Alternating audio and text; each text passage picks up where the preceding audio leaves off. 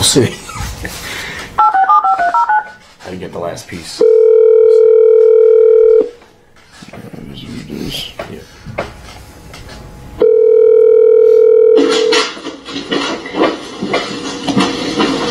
Start your show now.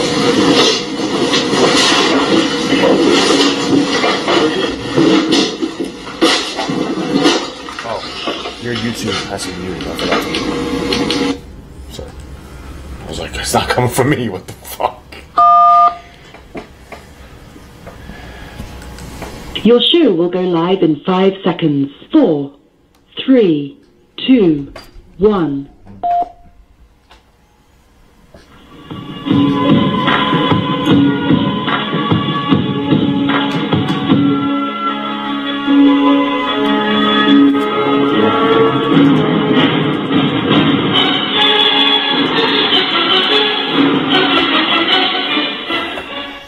What's up, folks? This is Justin Garcia, a.k.a. Master Chim, and I'm here with the whiteness, white boy Pat Patrick Kelly. What's up? And welcome to the official Pressure Project Radio episode 50. Yes, episode 50. It was 49.5. 49.5. I didn't want to do 50 without you. I appreciate that. Even though it's episode 50, I'm keeping it 100. So, yeah. thepressureproject.com is our website. Info@thepressureproject.com is our contact email. Thepressureprojectmembers.com is our membership site. Check it out. Speaking of the membership site, Patrick. Yeah, I've heard about it. Can you do me a favor? Yes. Explain to people why they should give me money. Okay, so the membership site. Aside from the over 300 archived episodes, hours and hours, countless hours, there are also members-only episodes. Sometimes we'll do a part 2 that is for members only. Sometimes just exclusive episodes that go directly to the member side only. We have our video vault, which has the Loyalty Matrix, the Warrior Continuum, 6.5 hours of PressureCon footage.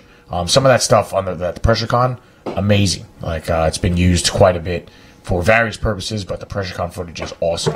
10-part series, Strong Dad, Strong Son, with a bonus episode. So should I call that 11-part series? Or 10 plus a bonus? 10 plus. 10 plus. Sounds more exotic. 10-part series plus, which is awesome. And a couple other videos on there that we put up, some humorous videos and other things like that. We have the forum where the tribe can check in and, post things that are interesting, start conversations, which is very cool.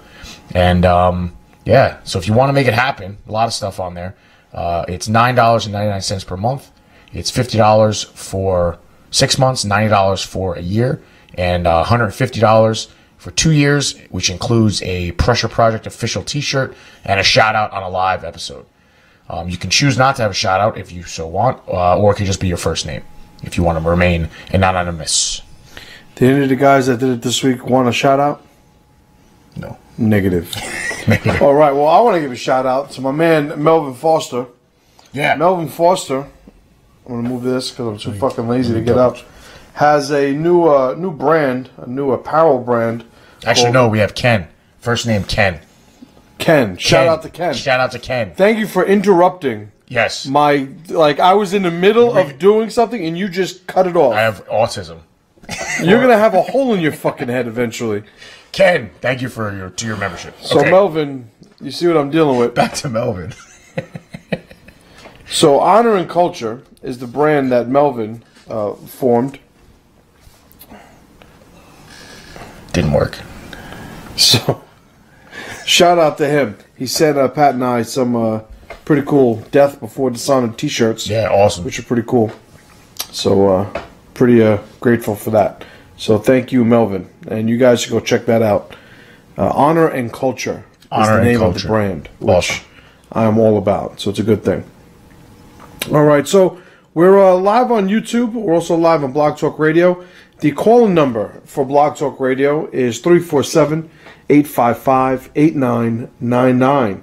If you are only listening to us on Blog Talk Radio, make sure you go to thepressureproject.com and sign up for updates, because there are going to be times where Blog Talk Radio is sort of like the last part of the puzzle, and we decide not to do Blog Talk Radio broadcasts at times.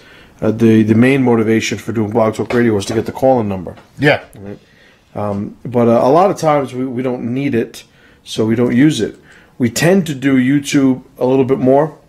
And aside from that, the Master Chim Facebook page always has live videos going on, so you guys should definitely sign up to that as well, which you can just go to facebook.com/Master Chim. Is it backslash or forward slash? It's forward slash. Right, forward slash is for a URL? Yeah, pretty sure. We had this confused last time. It's the what does URL stand for? It goes that way. What does URL stand for? Uniform Resource Locator. Not bad, not bad. HTML. HTML, Hypertext Machine Language. That's what it is. You weren't always so good with those. I mean, I jammed you up a couple times. It was a couple times. You since stepped up your game. Touche, you fucking robot. I'm getting fucking wet. Shit's really So let's add context to that, so those rumors don't start. So apparently there's an accumulation of snow on our roof, and it has found its way onto me, onto the table actually, because it's now building up and dripping a lot more. Right. Try to stop it. Yeah. So what you're gonna do? Yeah. What am I gonna do? It's gonna get interesting right now. MacGyver time. It's MacGyver time, and this is what we're gonna do live on the fucking radio because it is what it is. You're gonna get a where's my spear? I don't know. I was using the kendo stick before. Did I bring my spear home? The fuck is my spear? I don't Didn't know. I have my spear here? It might be home. I don't know if I brought it home. See if my spear's over there, but if it isn't, everybody should have a spear, by the way. So keep talking. Pretend it's a radio show, Pat. All right, it's a radio show. So, what's going on, guys? Let's see what's going on with the YouTube channel while MC looks for his spear. We got someone from Alabama. That's awesome. Greetings from Alabama. There's your spear. Been a year or more or less going strong. So yeah, we've been doing this live show for a year. That's wild. So what are you going to do with that? Don't you mind. Yes, I have a spear, guys, just in case you can't see. I can see. Everybody should have a spear. Can you see, Pat? I can see it. So what I'm going to do is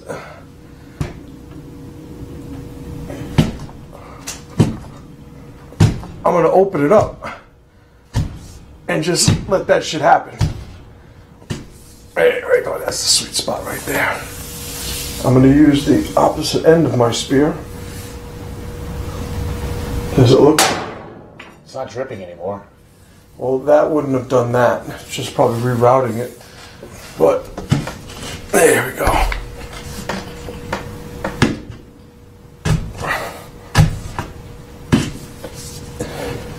See, I'm not very handy yet, but you are infinitely worse than I am. The tape was decent. The tape was a terrible idea, actually. Band-Aid. Because it's going to just accumulate more. Yeah. It's going to find another route. Fuck. So the tape was never actually a good idea. Understood. But so we'll see if that fixes anything. I didn't see any extra water come out. No. I was actually waiting for a little spritz that would have been funny for me. I can take it. I just want my computer. Spear. Yeah, that's what. And the thing is, if with water, if you decide where it's going to go, you don't have to sort of let it decide where it wants to go. So that's the thought process behind that. So you got a little sealing on you. You'll be all right. I'll be okay. Okay, so back to this. Yeah. 347-855-8999. That could have been really fun. Could have been extra comedy. It's not over yet. We got a 3-hour show. We'll see what happens. If the ceiling collapses, That'll be hysterical. that'll be It's only hysterical. fucking, what is it? Sheetrock, like, is what it is. Yep. Yep. So right now it's probably going to follow the path of that Should I pull hanging that tape. No, pull it down. It's going to go an inch to the left. down? It's all right. Yeah. Might not have been that much water. You fucking scared it away. I don't know what fucking happened, but apparently there's no more water coming down. Yeah. I don't know what that is. But you saying I'm getting wet. Yeah. Without context? Without context. It's kind of funny. I said it as a joke. It puts a damper on the reputation of the show. So I want to give a shout out to the guys watching on YouTube right now. We got Big Ricardo in the house. John Johnson. Yeah. Daniel. Doug.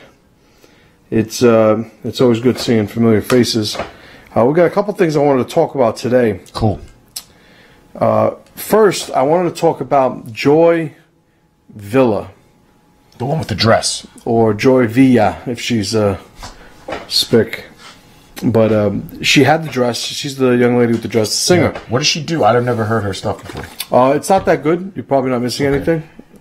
She every once in a while you get a singer that has star quality. Yeah. But doesn't know how to sing. You know what I mean? Yeah. So I would contend that there are a lot of mediocre singers that have more star quality than they do actual singing ability. And I would say the opposite of that is probably much more apparent also, or much more numerous, you know, where people could sing their asses off, but they don't belong on a stage. Yeah. You know what I mean? I get it.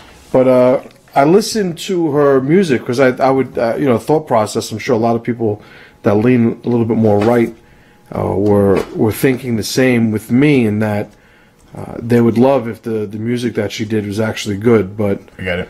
Did she do the dress thing to like overcompensate? The dress is actually probably the best thing she's ever done. Yeah, but she did that dress very well. She sure knows how to fill a dress. But it came out yesterday. Yeah, I think it was Alan West on his Facebook page that that they found old tweets of hers saying, like retweeting an Obama tweet and supporting a Bernie tweet and like a whole bunch of stuff that would be left. And, the message that was going along with the discovery of these things was, oh, you're not going to like what we found out about this girl. I say the opposite. I say if you have a girl, now mind you, was it a publicity stunt? I mean, are we to the point where we think anybody being on a red carpet is not a publicity stunt? Well, yeah. Isn't that an orchestrated publicity stunt, the red carpet? You're on a red carpet with press taking pictures of you. Like the red carpet used to be the entrance to a venue from a car. Yes. It is now a sort of display fucking, like, of course it's a publicity stunt, but by its nature, the red carpet is a publicity stunt. Yes. Right? I don't know. But anyway, so we have, Guru Matt's in the house. Yeah. We have a lady who is probably on the left. Yeah, she's ethnic, whatever the fuck she is. She's Hispanic, black, a little bit of both. We have that. We have the fact that she's a singer and entertainer. It's like, yeah, she's probably got the recipe for a lefty in today's political climate. But all that being said, wearing a Make America Great Again Trump dress is the exact message that we need more people on that side of the fence to start sharing, because it's at this point, and it's, she's done interviews where she's sort of supported this notion after the fact.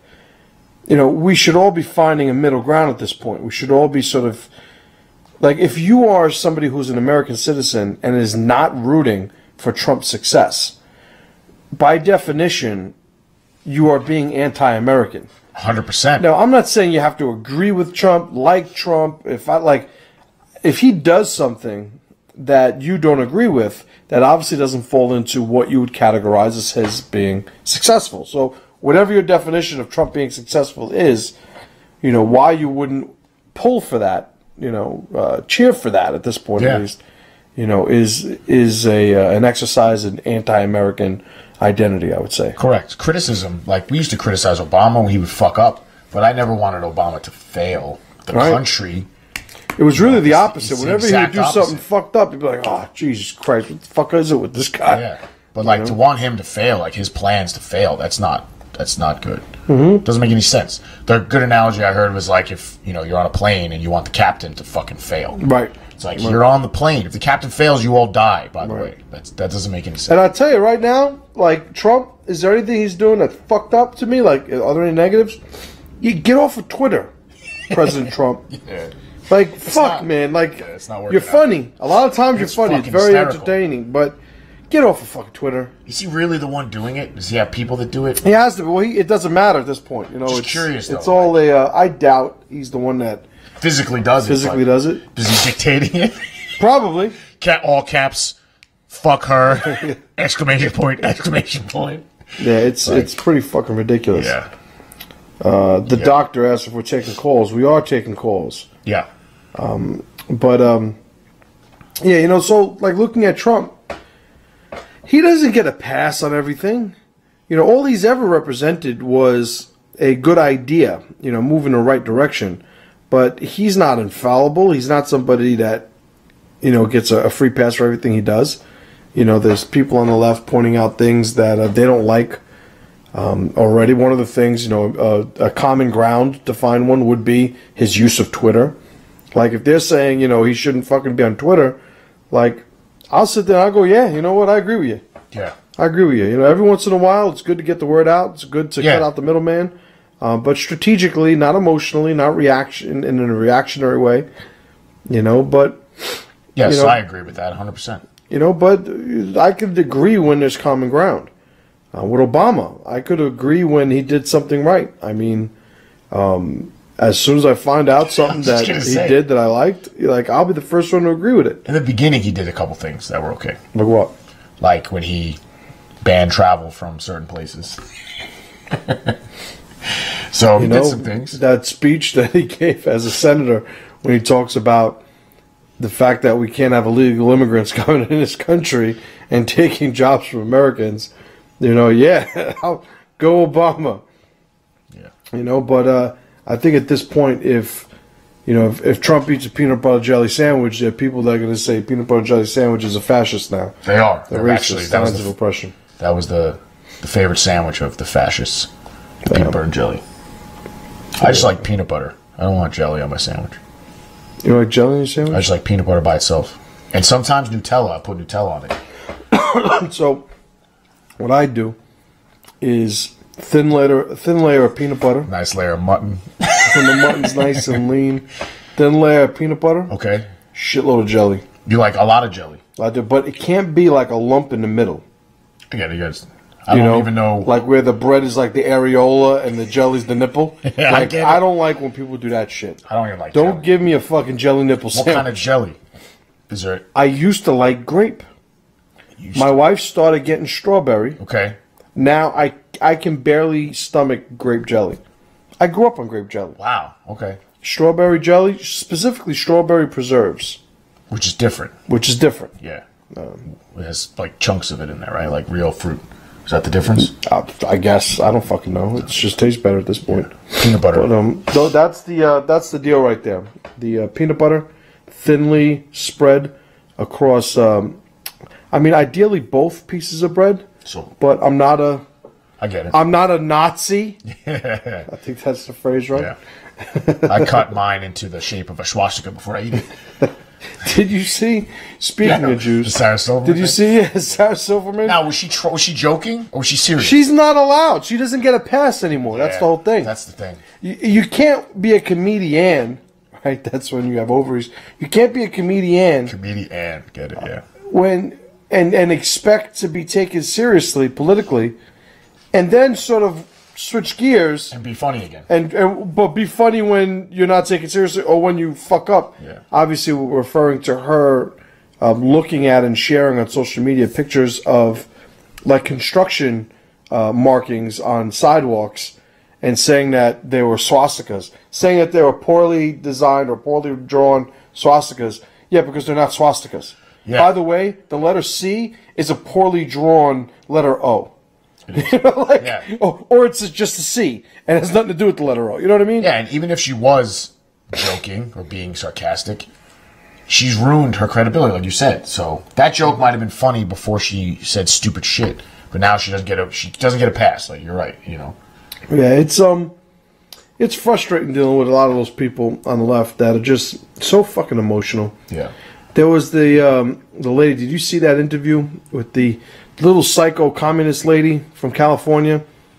She was like, she has that funny video of where she's protesting and they're like, you know, butted up against the police at some fucking protest, and there's like some guy on the right wing, like chastising them, and they jump him, and she is on video like going up to the guy and punching him in the stomach. I don't think I saw that. But it, you know, she's this little lady, so the video looks exactly like a little lady trying to punch a grown man in the stomach repeatedly, and it's adorable. Oh, that's it's like tickling the fucking Pillsbury Doughboy, you know. But she did an interview on what's his name, Tucker Carlson. Okay. Who does a lot of good stuff. Sometimes I can take him or leave him. Sure. He's growing on me, I'll admit it, but his delivery I'm not on board with completely yet. Because he's always fighting for the proper side of these discussions. Okay. But he has that obnoxious, like he giggles and laughs at people. You know, I don't think I've seen him enough to even have that. Yeah, he's got like that spoiled rich kid sort of thing. You know, like he used to wear a bow tie. Maybe I'm just traumatized from all those years where he was wearing a bow tie. Bow tie. But anyway, she was on his show and they're talking. And this woman is a school teacher, number one. She's an elementary school teacher. Still is to this day. She's saying pretty much that people who disagree with her, right, because she likes to give explanations and definitions of who these people are. But, I mean, if you're being in any way objective, it's really just people who disagree with her. Yeah. You know, she's calling them fascist, racist, you know, using all the magic words, and saying that they need to be stopped from spreading their hate. Tucker Carlson really just wants her, he's trying to bring her to the point where she just flat out says, I get to, you know, getting her to admit that she gets to decide who gets to talk and who doesn't. You know, like, that's what he's driving her toward. And she is fucking fired up. Like, just... She punched him in the stomach. Like, it's hysterical. Watch her. And it's funny because we're talking about Sarah Silverman. This is what reminded me of it. Yeah. Like, I would love to just sit in front of this woman and just remind her, you know, why free speech is important. Like, and just, like, tell her, you know, that, you know, you realize I can say whatever I want. There's nothing you can do about it. Yeah. You know, like, there's nothing you could do about it. Correct. You know? Even if it's unpopular. And by the way, the only reason that you get to speak is because of the freedom of speech. Because I'll take you, throw you through a fucking wall right now. You know, like if it wasn't for the, you know, the structure of our society and its liberties, like, you wouldn't be allowed to say a fucking thing. Correct. Like, and she doesn't get that, you know. But the fact that she thinks being violent is something that she not only supports, but something she thinks she's an agent of.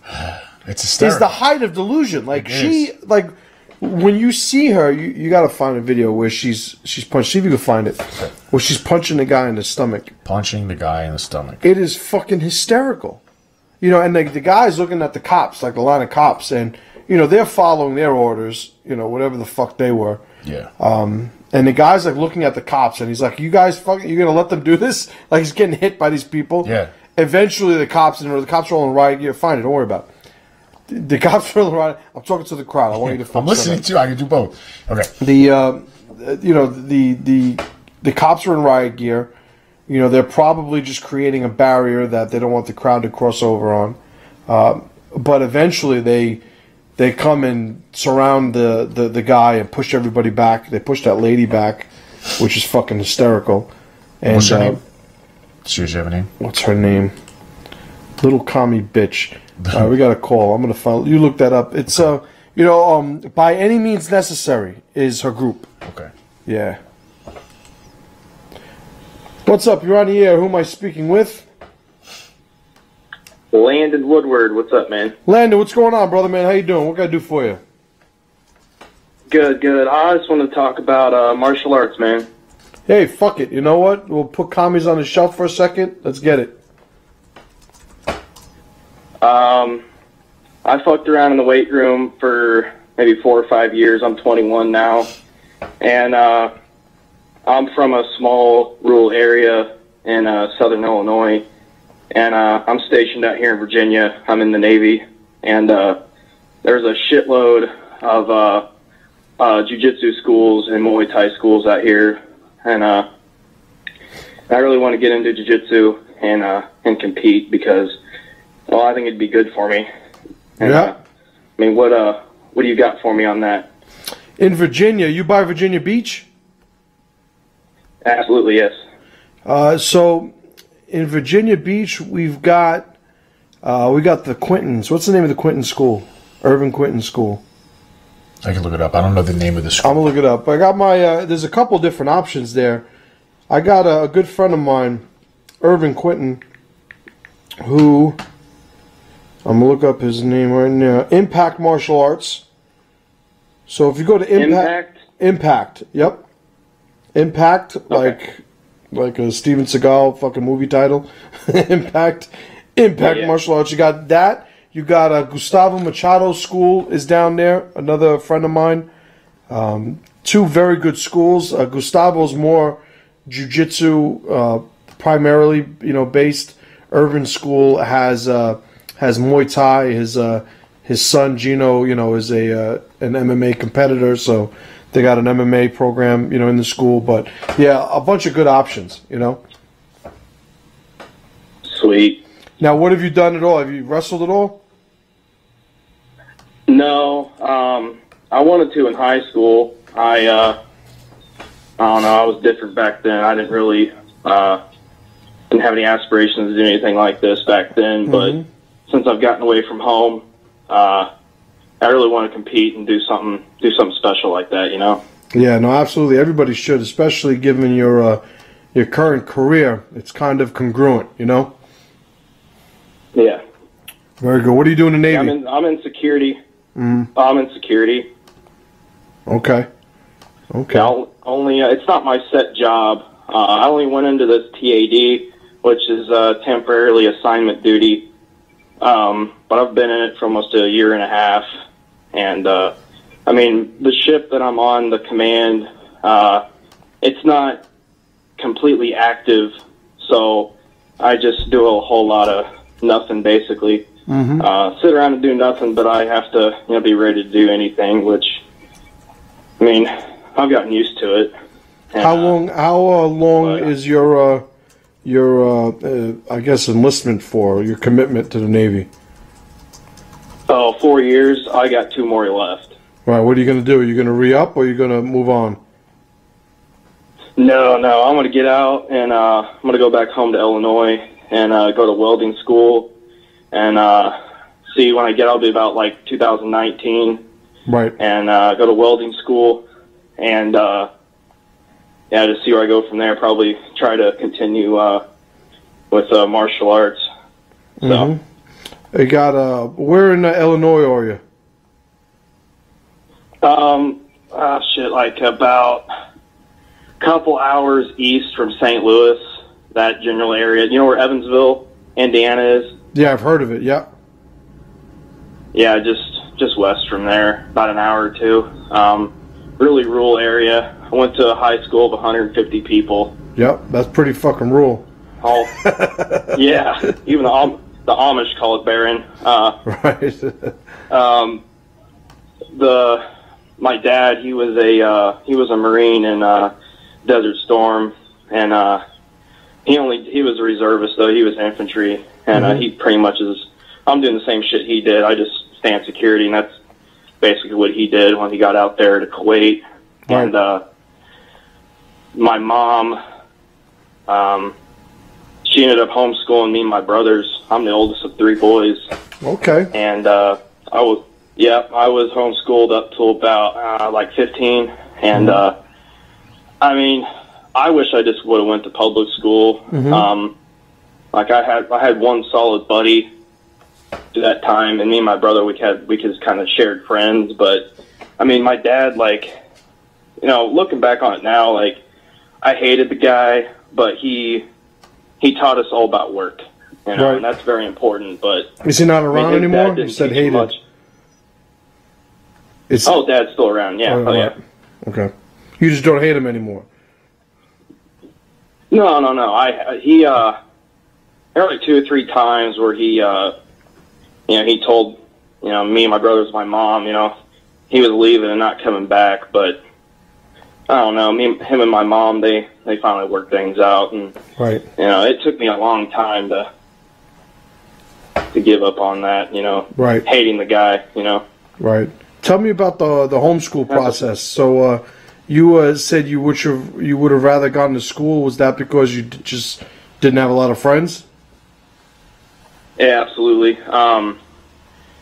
Like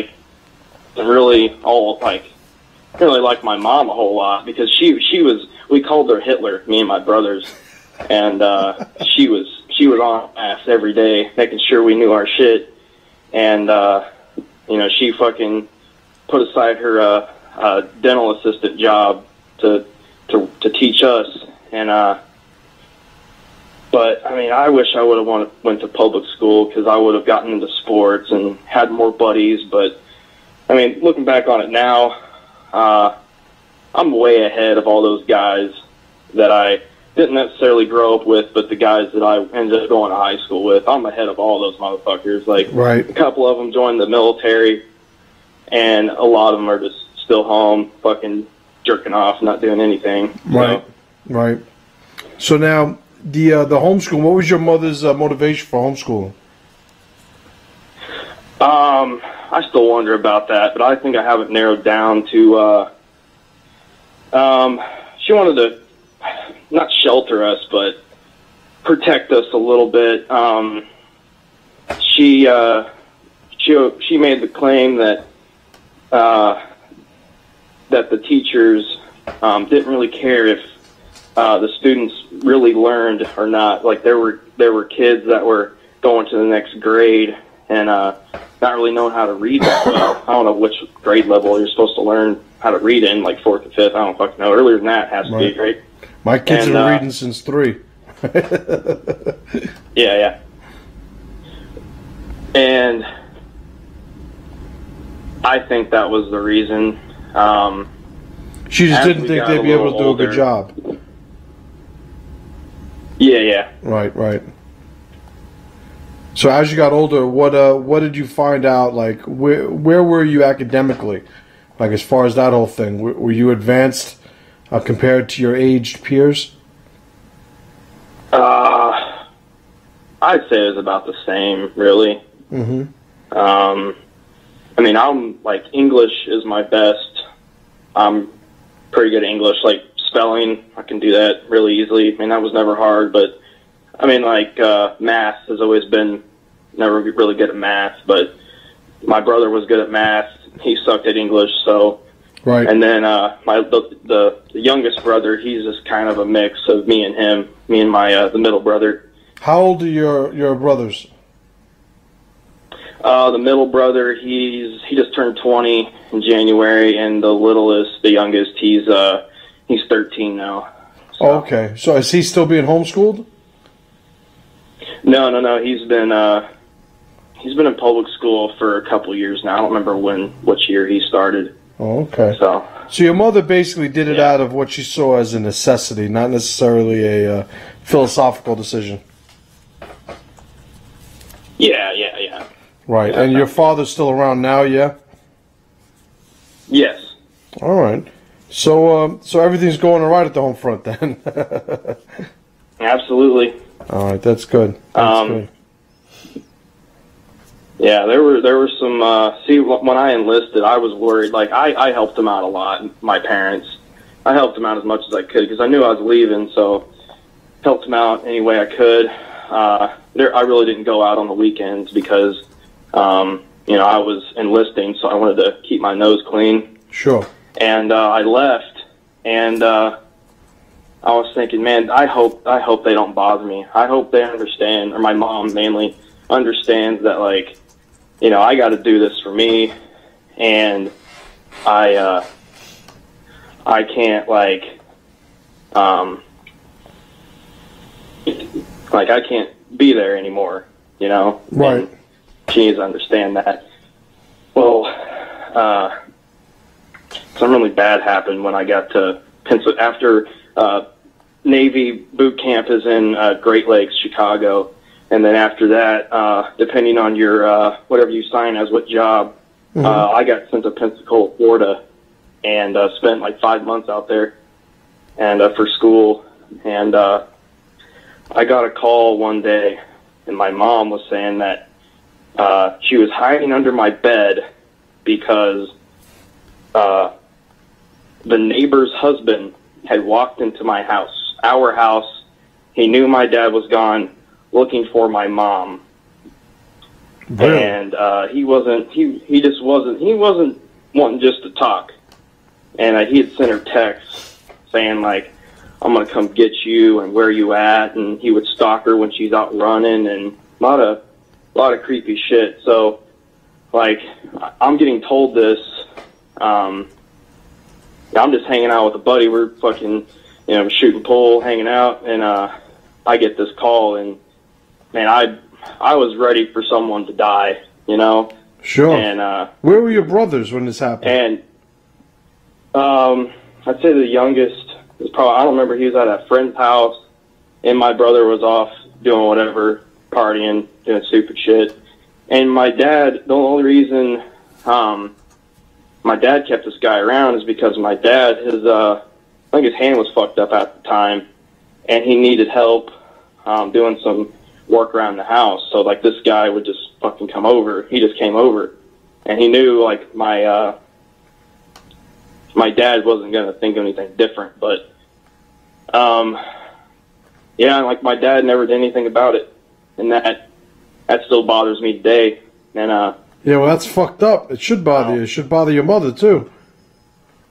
Yeah, and I told her, I was like, why didn't you call the police? Oh, they wouldn't have done anything. Oh, they wouldn't have done nothing. I mean, it wouldn't have hurt to try. So did something ever happen? What's that? Did something actually happen?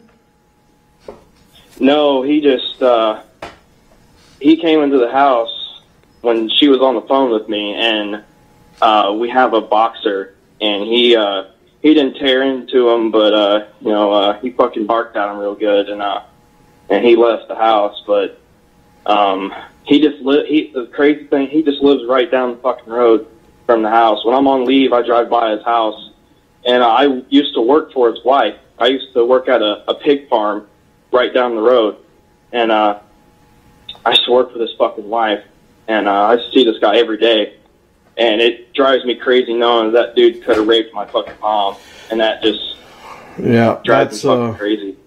That's pretty fucked up.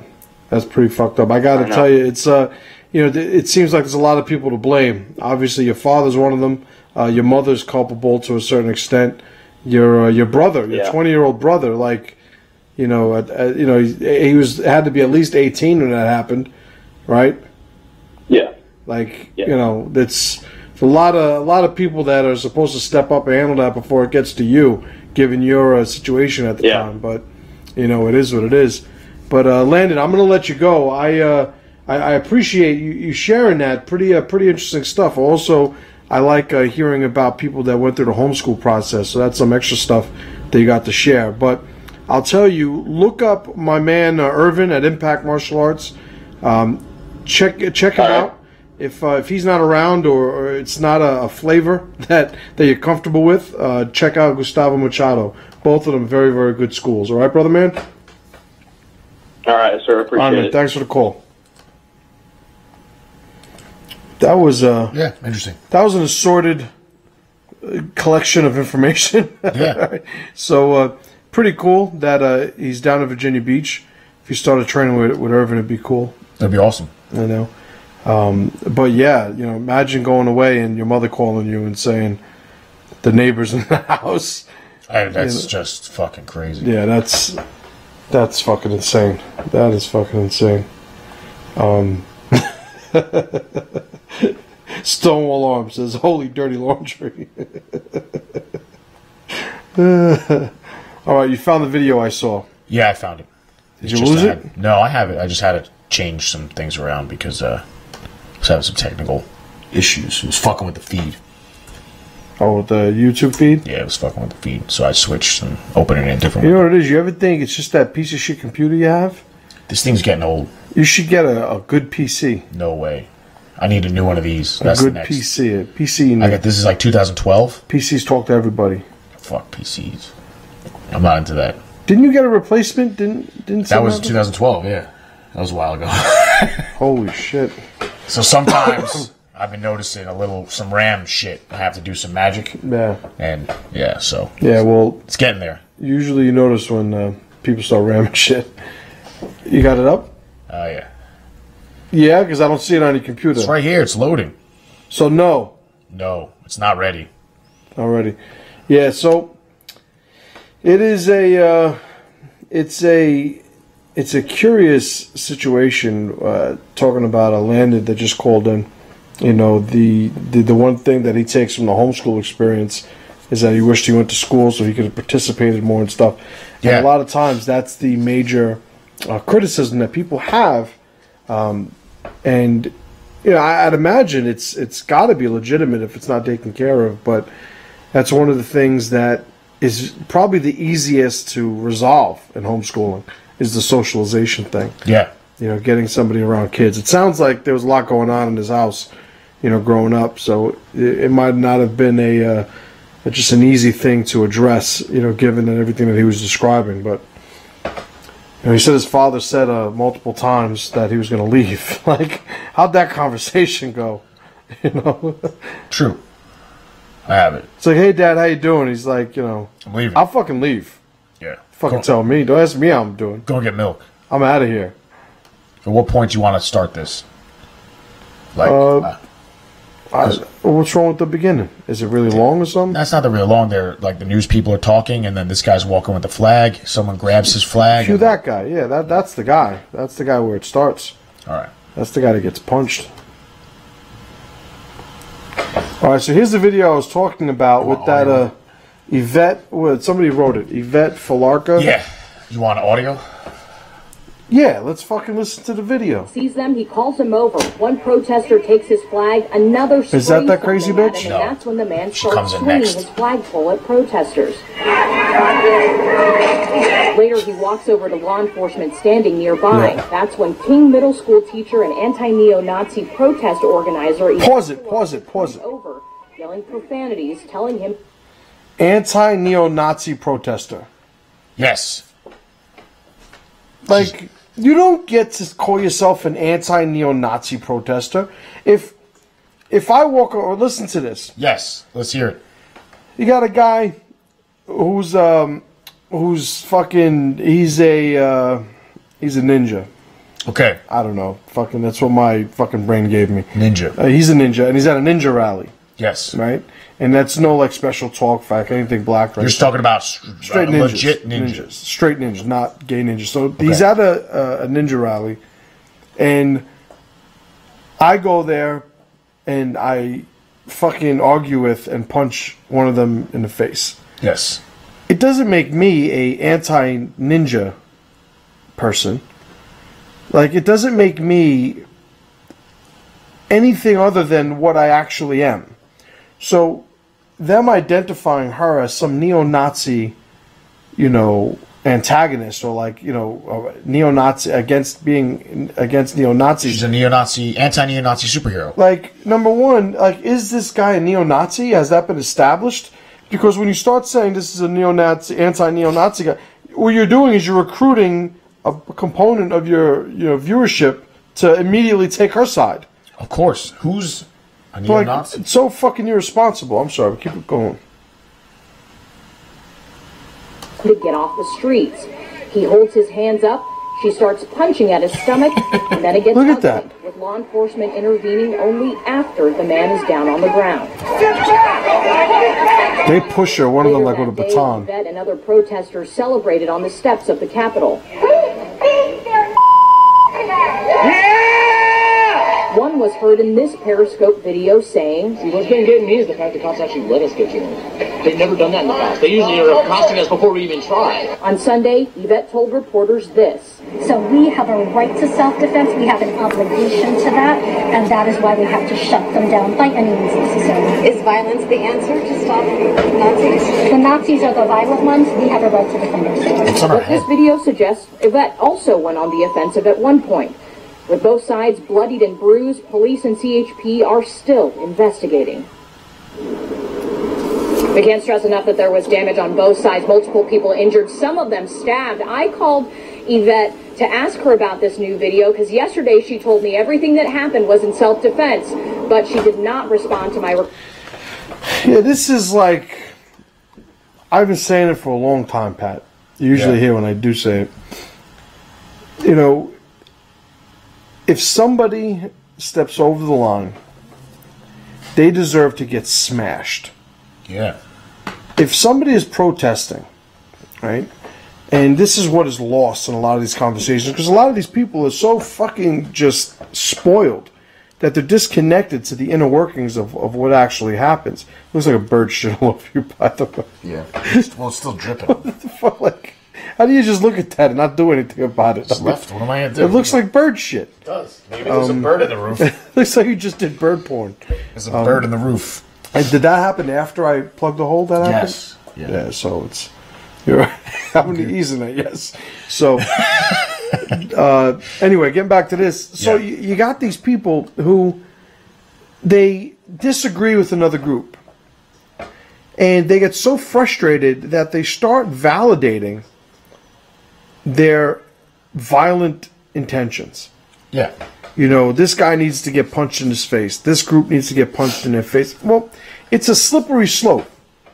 So, do I think that, like, are there people that will say shit that need to get punched in the face? Absolutely.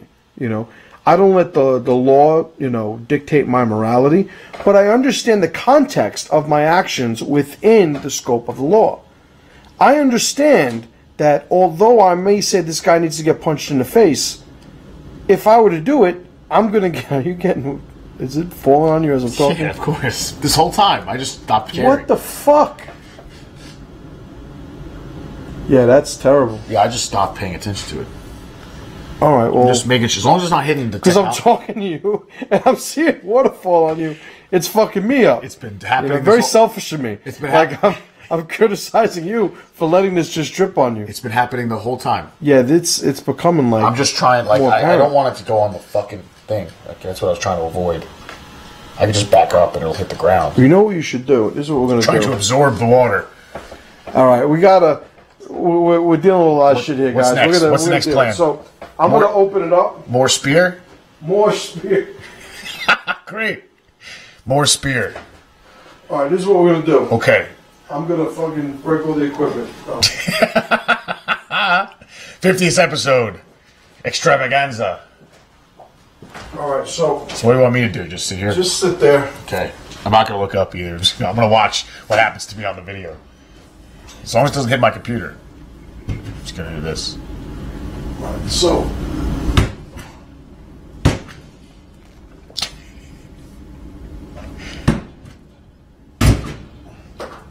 A lot of fun.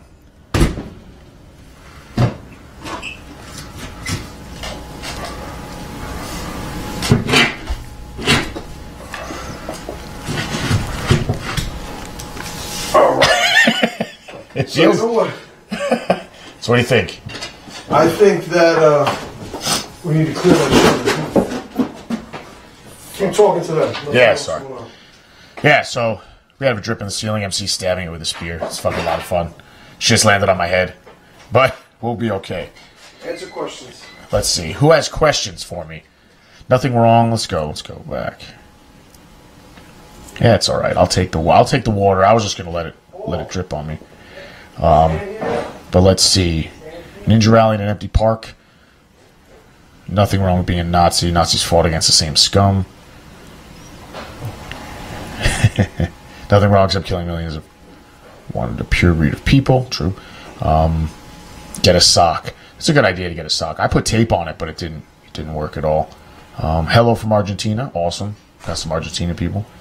It's good. Yeah, now you see that woman, like, trying to punch that guy.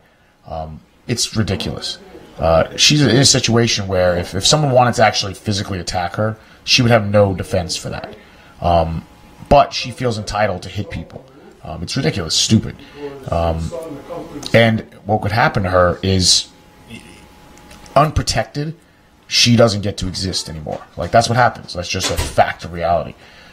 But, you know, she lives in a bubble and she thinks it's okay to go punch people that she doesn't agree with. What do we got? We didn't have any questions. I was just talking about the little girl punching people. Holy and shit. That she would get crushed. Right. It might actually be better if I just shift so that it goes straight to the ground. Yeah. Because it's actually bouncing off me and hitting the fucking TV. Yeah, no, that makes sense. You're still in the shot, right? Yeah, I'm in the shot. I could just do one of these. And then put my arm behind my back. I'll stay like this for 3 hours. My arm doesn't even go behind my back anymore. It's starting. It's starting not to. Like, I'm lucky I can wipe my ass still, I'll be honest. That's good. My shoulders have absolutely no, like, range of motion. Yeah. We were doing some things. Internal rotation. Yep. Fucking shot. External rotation, I'm probably a little bit better, but it's fucking terrible. I'll just sit like this. I feel very dignified right now. You are. You look like an aristocrat. Like a British. Don't sit like that. You look like an idiot. So they can't see that. I'm looking at the monitor. But I got to look at you. True. So when getting back to this lady, that's the thing that a lot of these people don't understand. It's like we've all made a commitment to a society that allows for free speech. Yeah. There's a good reason why we have that, and the biggest reason is the alternative is violence. And yeah. I don't really think that these people are aware of what that looks like. You know what I mean? Well, you know what's fucked up? That situation right there, they were like, oh man, we did good. Like, they were happy with that. Like, they were like, look, we won. It's like, fuck, man. You know, and I tell you, the way I grew up, right, the neighborhood I grew up, I've gotten in a lot of fights. Sure. Right?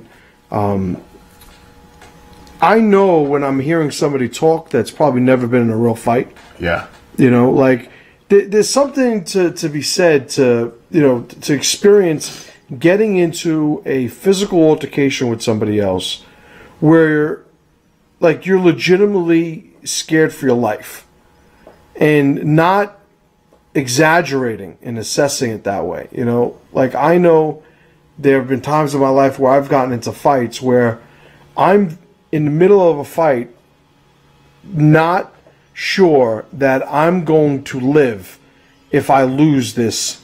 Yeah. This fight, you know. It's coming down more. I'm gonna put a towel. I'm avoiding it now, so it's going straight. Because you know what I want? I don't want I use that to wipe the monitor. Yeah, I don't want the water to bounce and hit the soundboard. You won't. You know. I think yeah, but it's also going to ruin my carpet. Just put the towel on the carpet. So towel on the carpet. It's you know, it's like you hear these people talk, and if you have a bunch of, like, I don't know, maybe people who I have a little bit more of respect for where violence is concerned, and you know they feel it necessary to be violent, and I know that they understand what that means. You know, there's probably just a different take I'd have on listening to what they're saying. Yeah, true. But like these people have absolutely no idea. You know, like she says, you know, we beat their asses. Like you're playing violence right now. This isn't real violence. Like the guys dragging the fucking newspaper machines down the street. Like, that's their violence. Like, look, I got the newspaper machine. I flipped it over, and I'm going to drag it down the street. It's like, what happens when that lady one day gets grabbed by her throat and punched repeatedly in her face by a 200-pound man? She probably doesn't live. You know? But let's say he doesn't kill her, but let's say he just beats her, and he beats her without being emotional. Just beats her because he feels she needs a beating. Yeah. You know, like, she's never seen that before. She's not ready for that. And, you know, I'm talking about her specifically, but obviously it's a greater implication that I'm making. These people just don't understand what they're throwing away. They're opting for step 2, and they don't realize step 1 is there to protect them from step 2 because they're not built for that. Yeah. You know? And, you know, listen, they say the tree of liberty is refreshed from time to time with the blood of patriots and tyrants. All right? Being that that's the case, maybe there's an argument for every once in a while this shit's got to go down. People need to be reminded of what the fuck we got. Yeah. You know, because, you know, when did I straighten up as a teenager? When I got locked up for 2 months.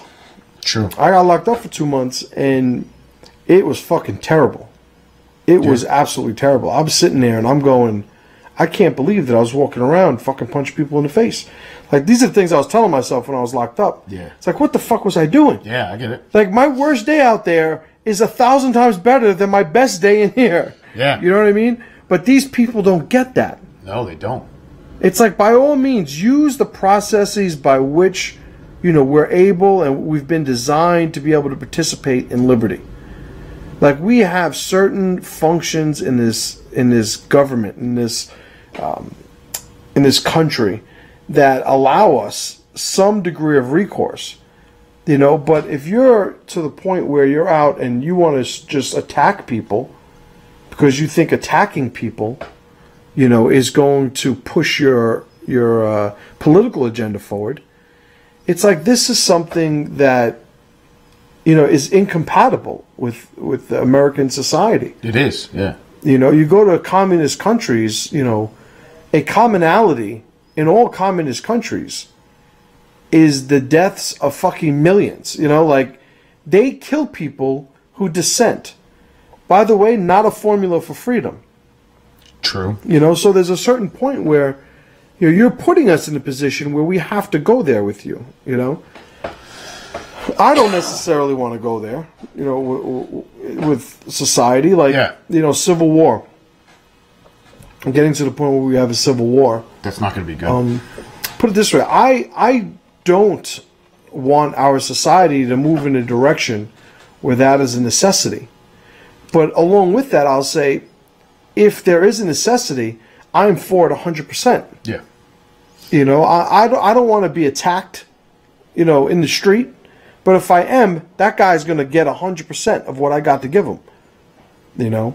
At no point after the decision's been made by circumstance am I going to sit and act as if we're, you know, we're in a stage before its inception. You know, like, 100%. I don't want to go, but once it's go time, I'm gone. Yeah. You know?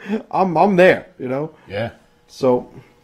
But they're not, you know, these people. And the ironic thing is, I saw a video someone posted where, you know, basically saying what they're doing is what they hate. They're becoming what they hate. I don't like what you're saying, so I'm going to stop you from saying it. I don't like that book, so I'm going to burn it. I don't like that idea, so I'm going to punch it in the face. That's contrary to their position. You know, like in its inception. Well, it's fascism, by the way. Like, it's fascism. Yeah. You know? Like, we're going to be violent to anybody who disagrees with us openly. Correct. That's what they're against, supposedly. Which is ridiculous. It doesn't make any sense. It does not. But yeah. It's like, we're going to stop rapists by preemptively raping people. Yes. Get it out of the way. It's like, I was going to rape her. You already raped her? Oh, fuck. All right, I won't rape her then. See, I win. Doesn't make any sense. Yeah. You know, it's emotion. That's probably. They're all fucking emotional. You know, somebody says, you know, Americans are too lazy and consumeristic for civil war.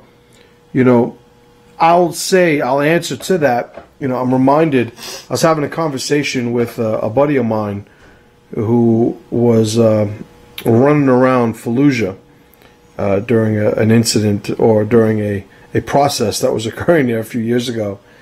And he was describing to me how, although it was a very violent, bloody, you know, reality, you know, his time being spent there, at no point, because he would be telling stories, and at certain points I'm like, well, what about those people? And he's like, oh, those are just civilians. Those, like, it was a backdrop to the actual conflict. And I don't think that that the average person, you know, I've never experienced a war. You know, I've never been in a war-torn society. I've never seen, you know, what it's like during a war. All that being said, I still don't think that it's one of these, everybody's doing war today. All right, wake up, everybody's doing war. It's like, at some point, you know, you have to realize that not everybody's going to be fighting. You know, everybody's going to be victimized by this. Yeah. Everybody's going to be affected by this. Everyone's going to have to endure this. But not everybody is going to be actively, directly participatory, you know, in its process. You know, so I think that if you're talking about a civil war, I think there's certainly going to be people who opt out of any conflict because they're maybe too lazy and consumeristic, maybe just too weak. But, there is going to come a point where the people who are on our side of the fence are going to draw a line in the sand, and like no more. Like we're just not dealing with that shit anymore, So it's a curious situation, but how do I think? Like what has been my position from the beginning? It's always been we cannot allow an iota of what these people seem to be getting away with regularly now. True, like, yeah. People want to protest, you're legally allowed to protest. As soon as they escalate, they need to be crushed. Crushed. Not one moment before, by the way. True. Yeah, 100%. But they need to understand and be reminded of what that line is. But when you get now, the government in Baltimore allowing everybody to throw their tantrum, destroying businesses. Just let them do it. Let them get it out of their system. Like this undermines the very fabric of what the United States of America is supposed to be about. Let the people do whatever they're legally allowed to do. Yeah. As soon as they step over it, they should be fucking crushed. I remember that video where the leaders of the city were walking down the street, and around them people were fucking like looting. And they were saying, oh, just let them get it out of their system. Let it go there. But that building's burning. It's like, we just got to let them. No. Yeah. That's bullshit. But that's what people are allowing to happen, So, Voodoo Man, what's up, big man? He says the Civil War was not a majority event. Exactly. The next one won't be either. Exactly what I was just talking about. Foxface Killer, who had said the thing before, he said, so groups of soldiers fighting in the middle of everyday life, I guess that's more practical. It's pretty much what happened in Syria and other places. I think, and that is what I'm alluding to, absolutely. I don't think that we're ever going to be at a point, because think about it, like, just to keep it real for a second, the majority of Americans are fucking faggots. Yeah. They're not going to fight. They're sheep just looking to be fucking herded. In one way or another. Correct. Like, there are people, if you were to say, listen, you are no longer allowed to bear arms, right? We're going to remove the Second Amendment. Oh, done. But we're going to give you free cable and internet for life. Unlimited data. Forever. Right? Cell phone service, internet, cable for life, but no Second Amendment. Give up your guns. I'd say 90% of America would say okay. That's a high number, but you might be right. Yeah. I'd say 90%. The universal you want to say is 80-20, but I'd say 90. Fucked up. 80-20 I don't think cuts it. I think 90% of America goes, all right, not knowing, either a combination, because you can't just say not knowing what the implications of that is, but not having the character and the willingness to participate in what is inevitable once you start taking freedoms away. Yeah. Like, you ever see the meme that, not the meme, the short video that they showed, it was all over the place maybe a month ago, where the guy and his girlfriend are on the train, and the guy comes up and like suns him. Phone. Yeah, takes his phone and goes, that's my fucking phone and now. Then suns the guy. And the guy's like not making eye contact. And that's her boyfriend. Is it like that? That's it, but that's understood in the context of the video. Yeah. And like he just completely turns away, like almost like just let him have it. Just let it go, babe. It's just a phone. That's what America's made of nowadays. 2017. That's what America's made of. It's just a phone, man. Let it go. And all the people that are dismissed as, racist, fucking, back road, hillbilly, redneck, Midwestern, country bumpkins. Like, these are the guys that'll fucking get you to the next day of freedom. Yeah. Because these are the guys who, they got a rifle on their truck, right? Yeah. They, they got a little bit of land. They wake up at dawn and they're plowing fields and fucking milking cows, and like they know what work is and they know what bullshit is. They're used to hunting. They're used to killing their food. Like, they are very much in touch with a functional life. Yeah, and they 100%. understand what removing freedoms means. These people who, live in the aquariums of modern day cities, they don't fucking know. They know the fucking lid comes off and the fucking magic hand comes in and throws them down some sprinkles a couple times the a day. claw. That's claw what they know. chooses. Yeah, no, it's the same thing. So Yeah, we'll throw it out. It's fucked up, man. And justifies their means. Che is one of their heroes. We all know how that ended up. Right, fucking Che, communist piece of shit. Piece of shit. But hey, it's great T-shirt. Yeah. His face on a T-shirt. Yeah, without any sort of context. It's just fucking terrible. Brilliant. Who's that? Is that Mitch? Big Mitch? How about a law Mitch to Knapp. arrest What's up, people bro? in masks? I thought you weren't allowed to wear a fucking mask around in the city. Like, you're allowed to wear a fucking mask? Well, yeah, that's the thing. I always understood that you were not allowed to wear a mask if you were, like, in a protest. Yeah. You could wear a mask, but, like, for, the weather, the Halloween shit, Okay. you could wear a mask. You can. Like, because if you think about it, even the little fucking, the sanitary masks that people wear on subways and stuff, that's a mask. Yeah. But if you were at a protest or something, like, you basically had to, like, your citizenship needed to be on the line. Okay. You know what I mean? Like, Yeah. you needed to represent who you were if you were going to participate in this process. I see. And I'm just, speculating of what the thought process is. But, in the actual reality, you're not allowed to wear a mask.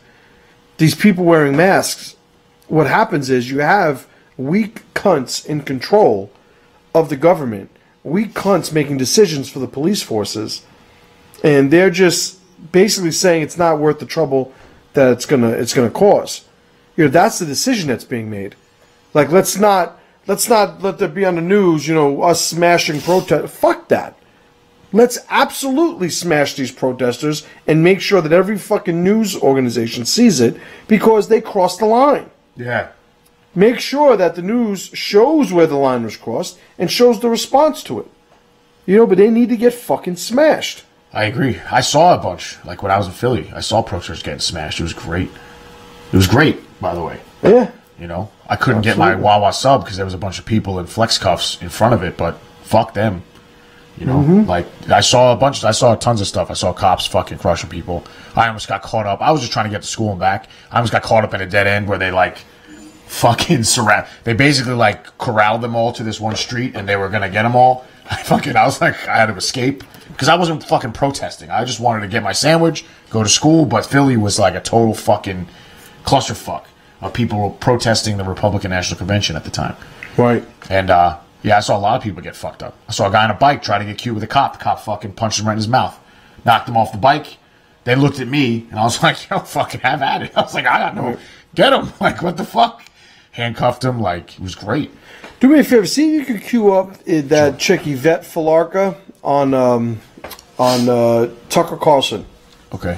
That's that same chick. The same chick, delusional as fuck. I got the guy here to fix the roof. Okay. I'll look it up right now. That's a radio show. Yeah, I have other things to talk about. So, hold on. Let's see what people said. Floyd versus Connor. Now, that's interesting. So, Floyd versus Connor, that's a good segue while I look for this fucking video. I don't know if it's going to happen. Like, I see tons of conflicting reports. Until they have a contract, until it's signed, I don't believe anything I read. There's a ton of stuff going out there. Dana White says one thing, Conor McGregor says one thing, this news channel says one thing. People are saying it's a done deal. They've been saying that for a while. Until there's a press conference and both of them are sitting at a table, I don't believe it. That's how I look at it. But we'll see. We're talking about Conor McGregor versus Floyd. Well, focus on Falarka. I am, but I'm doing that. I'm just talking so I can do both. Yvette Falarka. I think she was on yesterday. I watched it, and as I'm watching it, I thought Tucker did a good job just trying to sort of make any headway that he could. If you follow her line of reasoning and follow the discussion where she wants to bring it, you're going to wind up talking about nonsense. Because she seems almost mentally ill. But, he does a good job of of trying to like pull out of her, like, so you're saying that you could be violent if you don't agree with somebody. You know, trying to reduce it to that one simple observation. You know what I mean? Oh, yeah. Did you find it? That's her. I see it. This right here? Yeah, on the right. Yeah. I was trying to find the best page to play it. Sometimes their video players are fucking weird. Right. This the one? Yeah, that bitch is out of her mind. Play. How long's the video, you know? I don't. So we're going to show this video. Stand by. Let me see what we got. Probably going to do an ad in the beginning. 7 minutes, 8 minutes, you think? I don't know. I'm just guessing. I say 7:38.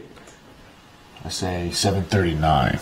7:39. Price is right. Price is right, motherfucker. Hey guys, it's Toby. And 5 in this seconds. video, Skip Toby. I'm going Fuck to you, give Toby. my 3 Toby, best go tips. fuck yourself. Yeah, I don't want that. 10 10 minutes. 06, you win. Rioters at UC Berkeley used violence to force the cancellation of the speech by 10 minutes, guys. We'll be back after this. What happened? But Yvette Falarca is not among those people. Besides working as a public school teacher in California, she is the national organizer for the Coalition to Defend Affirmative Action, Integration, and Immigrant Rights, and Fight for Equality by Any Means Necessary. BAM is the acronym. Falarca is willing to integrate violence into her political agenda, as you can see from this clip of her disrupting a rally last summer in Sacramento. Are these people going to get Hey, Dave, we don't have in the speech. Here you go, boy. Hey, baby, sit down. Be nice. Come here, now.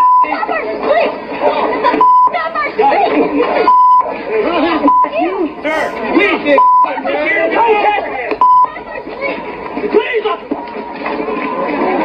Stand down. Get out. Get back. Falarca helped organize the Berkeley protests, and she says activists ought to copy his tactics for other speakers and events around the country. Yvette Falarca is with us now. Yvette, thanks a lot for joining us. So, you did a bunch of interviews after, and you were asked about this, and you were, to your credit, I think, very straightforward about it and unapologetic, and you said, yeah, this guy was a fascist, Milo's a fascist, and we shut him down. You didn't pretend otherwise. We shut him down, and that's what you do with fascists. I think I'm characterizing what you said correctly. Just so we can understand the standard here, what is a fascist? So a fascist is someone who's organizing a mass movement that's attacking women, immigrants, black people, other minority groups in a movement of genocide. That's what a fascist is. Okay. So it's someone who's committing violence? And it's someone who's committing violence and who's trying to organize other people to commit violence. Okay. And Milo Yiannopoulos is a fascist. Okay. So he's committed acts of violence against the protected groups you mentioned? Well, what he's doing is he's trying to be the youth face and the token that other people who are organizing violence try to hide behind. And so in all of his talks all over the country, what Yiannopoulos has done is whip up a whole lynch mob mentality where people who come to see him or his supporters not only agree with his views, but also attack other people. And that was certainly true in Washington State when one of his supporters came and actually shot an anti-fascist protester. But in Berkeley, we made sure that didn't happen because we were able to shut him down. So, but you're conceding that Milo himself has not committed acts of violence, and nor has he incited violence by the legal definition. He'd be in jail if he did. But you're saying that because people who agree with him have committed violence, he should not be allowed to speak. You know, fascist movement takes many forms, and it always tries to have one form that looks respectable and a little bit milder. But Yiannopoulos isn't just a stand-up comedian, and he isn't someone who just has ideas and posts them up on YouTube. He's someone who was funded by Breitbart and Steve Bannon to go around to college campuses to try to recruit other young people to then conduct those attacks on his behalf and on Trump's behalf. But I'm really, really glad to say that thousands of us were out there last week, or February 1st, and made sure that there were thousands of us to make sure that we defended our campus, this community, and especially the immigrant and Muslim students who were under attack and have been under attack by him and other fascists. Right, and by using violence, I mean, you don't shy away from that by any means necessary is the name of your group, and so it implies violence. So what should we do with fascists? I mean, if you think that someone is espousing genocide, what should we do with them? I mean, should that person be allowed to walk free? Should we put him in jail? Should we kill him? Should we exile him? I mean, this is a sincere question. If you're willing to use violence because you think someone is espousing genocide, what's the penalty for that? Well, first we've got to make sure we nip it in the bud, and we make sure that they're not allowed to recruit and act as if it's respectable to call for the mass murder of millions of people, in fact, millions who make up the majority of people in this nation at this point. Okay, and so they can't hide behind the platform of free speech. Milo Yiannopoulos, this is not a defense of him, just a factual point, has not ever said that, in public anyway, not that we have a record of. There's no evidence that he has called for the genocide of anybody, as you know, but you're saying by transference in some way, he inspires people who believe that, I guess. But you're not getting my question. Like, what do you say nip in the bud? Should he be allowed to go on the subway and talk to the guy next to him about perhaps joining his movement? Or should he be allowed to talk to people in restaurants? Or what should we do with the fascist who you believe is inspiring genocide? So first of all, the alt-right is a neo-fascist movement, and they're trying to hide behind some softer versions of their more open counterparts who identify themselves as Nazis. But they're still part of the same movement, first of all. Second of all, when someone is trying to speak at a campus or at a rally, they're doing it not just because they have an opinion, but someone like Yiannopoulos or any other alt-righter or fascist or neo-fascist is doing it to recruit other people.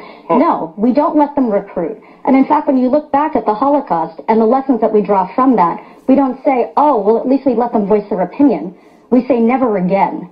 Okay, well, again is now, when we say that, we elevate people like Dietrich Bonhoeffer or members of the plot against the leader of Nazi Germany to kill him.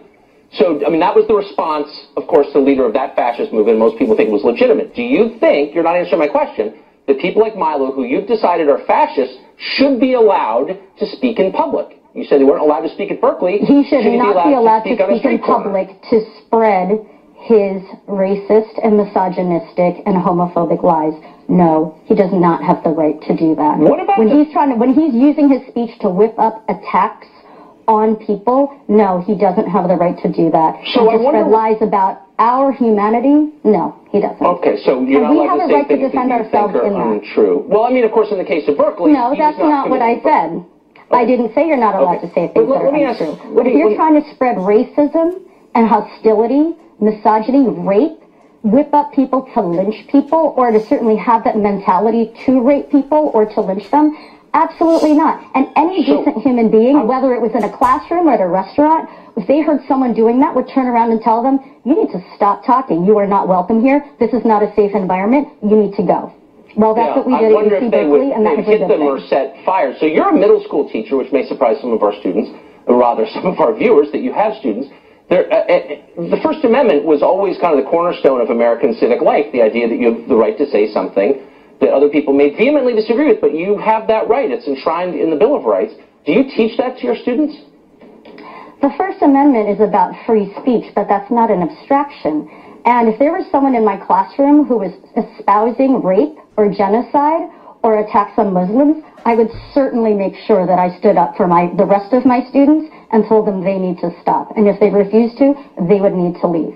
Would you in fact, fascism isn't just that abstract. No, I'm not finished though yet. And I'm not finished yet. If there is a fascist in any situation that I was in, I would call for other people to take action too, but it's not just about the immediate moment. Right, it's also within the context of building a movement. But I don't want this to be abstract. Against Donald Trump You're getting and against fascism. I want to bring this back to the concrete, as you said, and rightly so. So if there was a student in your class who started espousing what you believe is fascism, and you said you need to leave, you need to be quiet, you need to leave, and he didn't leave, would you hit him as you hit that protester? Would you beat him up? No, of course not. But that's not what we're talking about here. We're talking about people who, you know what? In Sacramento, there were fascists who had knives tied at the ends of sticks, and they stabbed people, including Not the man that you hit. He was kind of unarmed to me. Oh, yes, actually, they did. And it's funny to you, but it's actually not funny to the rest of us. And that's why we take this really seriously. I know that you take it seriously, and that's why I'm asking you a really simple question. But I am serious as a heart. I am serious as a heartbeat. I believe you. I believe that you're serious. And we're not talking about a classroom. We're talking about people who are trying to kill and murder people and who've already done it. And who are trying to create a hostile environment on these campuses in order to do that. No, that's not a safe environment for immigrant students.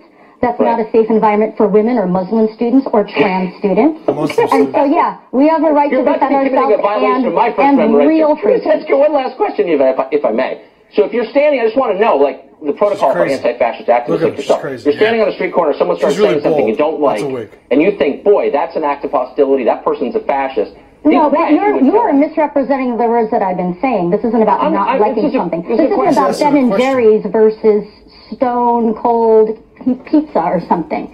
This is about the lives of real people, immigrants who are under attack now, Muslims who are being massacred, women who are being raped. How deep is your So you're the one trivializing this, not me. I'm not in any way trivializing. And I ask you a sincere question. To what extent would you go to stop that person from spreading genocidal propaganda? I would call for people to counter-protest, to stand up, and to shut down any But what do you mean by shut down? Like, what if I want to keep talking? I'm saying something that you find appalling, but you know what? I've got a First Amendment right. I'm an American. What would you do? So a bunch of people come and say, stop that. I say, no, I'm not going to stop that. I'm an American. What are you going to do next? You know, the First Amendment, you want to talk about the First Amendment? Yes. Coretta Scott King's letter wasn't allowed to be read on the floor of the Senate last week. It was under read. the Constitution in the Senate. Exactly and what yet, happened. And yet, at the same time, you're the one then who's actually trying to defend someone like a fascist speaking and recruiting at a college campus. All right, Yvette, I'm proud to say that we all I don't stood want up to and we abridge shut your him down. speech rights. All right, thanks for coming on and showing us All what right, you you believe. crazy bitch. Bye. Holy fuck. Out of her fucking mind. The best part about that whole thing is they're showing the split screen of like people burning shit, breaking shit, and if you didn't know any better, you would think they were showing footage of people doing that of who she's speaking about, because she's speaking about people that want to like fucking kill people and rape women and kill fucking Muslims and all this shit, but the footage they're showing are her people burning fucking shit down, breaking windows, and trying to shut down the fucking gay guy from talking. Like, he's homophobic. She said Milo is homophobic. That's funny. Like, it's just, there's almost pointless to argue with someone that's fucking crazy. You see her face, it's like gone. I'm telling you, she's bald. She cries at night. She kills cats. Yeah. Like, she burns herself. I don't know. And the thing is, when someone's that crazy, they don't know it. Like, she absolutely believes everything she's saying. Every single word. Like, she has no idea. She's not doing it like on purpose. Like, she's fucking nuts, and that's her reality. You know. I can imagine. Just think about, we're at a protest, right? These lefties are going ape shit, and we just happen to be there. Yeah. And a bunch of them try to jump us, and some woman comes up and starts punching us in the belly. She gets it like everybody else. I would slap her so fucking hard. It'd be amazing. Like that time you slapped the guy and he walked away, like never to be seen from again. That was a good one. Oh man, the Battle of Wendy's, that was good. But think about it, like, you weren't there that day. I wasn't, but I heard the story. Like, I've been in situations like this so many fucking times. That particular day, right? And I'm not going to get into the Battle of Wendy's talk, but that particular day, myself and who was it? It was Joe March, Jotty Karate, Jimmy, and the unknown student who had his phone taken. Poochie, I think his nickname was. Yeah, I never met him. We didn't trade very long, but so it was the five of us. Yeah. There were literally 40 or 50 students. It was like high school students. Black Hawk Down. It was like orcs. It's like the fucking Fellowship of the Ring fighting the orcs. Fellowship of the Ring. That's a good one. The it goblins was fucking came nuts. out. Yeah. It was nuts. You know, but anyway, I don't even know what the fuck I'm getting into. The point being, I was saying you're gonna hit the person as hard because he hit somebody. Right, I hit and this hit kid. The ground and he got right back up to his feet. I punched this kid. He had to be 15, 16 years old. You know, we were getting jumped by 30, 40 kids. So whatever, he was going to get it. And I just turned, and it was the kid that was going to get Joe. Jimmy shot a double leg into the crowd because he thought that's what you do when you're fighting 40 people. You shoot a double leg, right? Yeah. So he shot a double leg into the crowd. Joe went to go get him, leaving everybody just jump into the crowd again. Yeah. And I think somebody was getting ready to kick Jimmy in the face. Oh, okay. And that's the kid that I punched. Yeah. And I hit him as hard as I could in the side of his head. Yeah. And he hit the floor and he bounced right back up.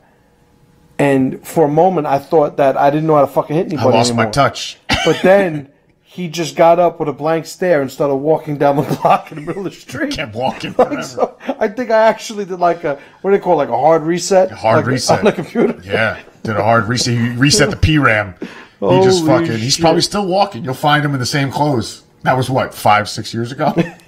You still watch longer than that. That was almost 10 years ago. Yeah.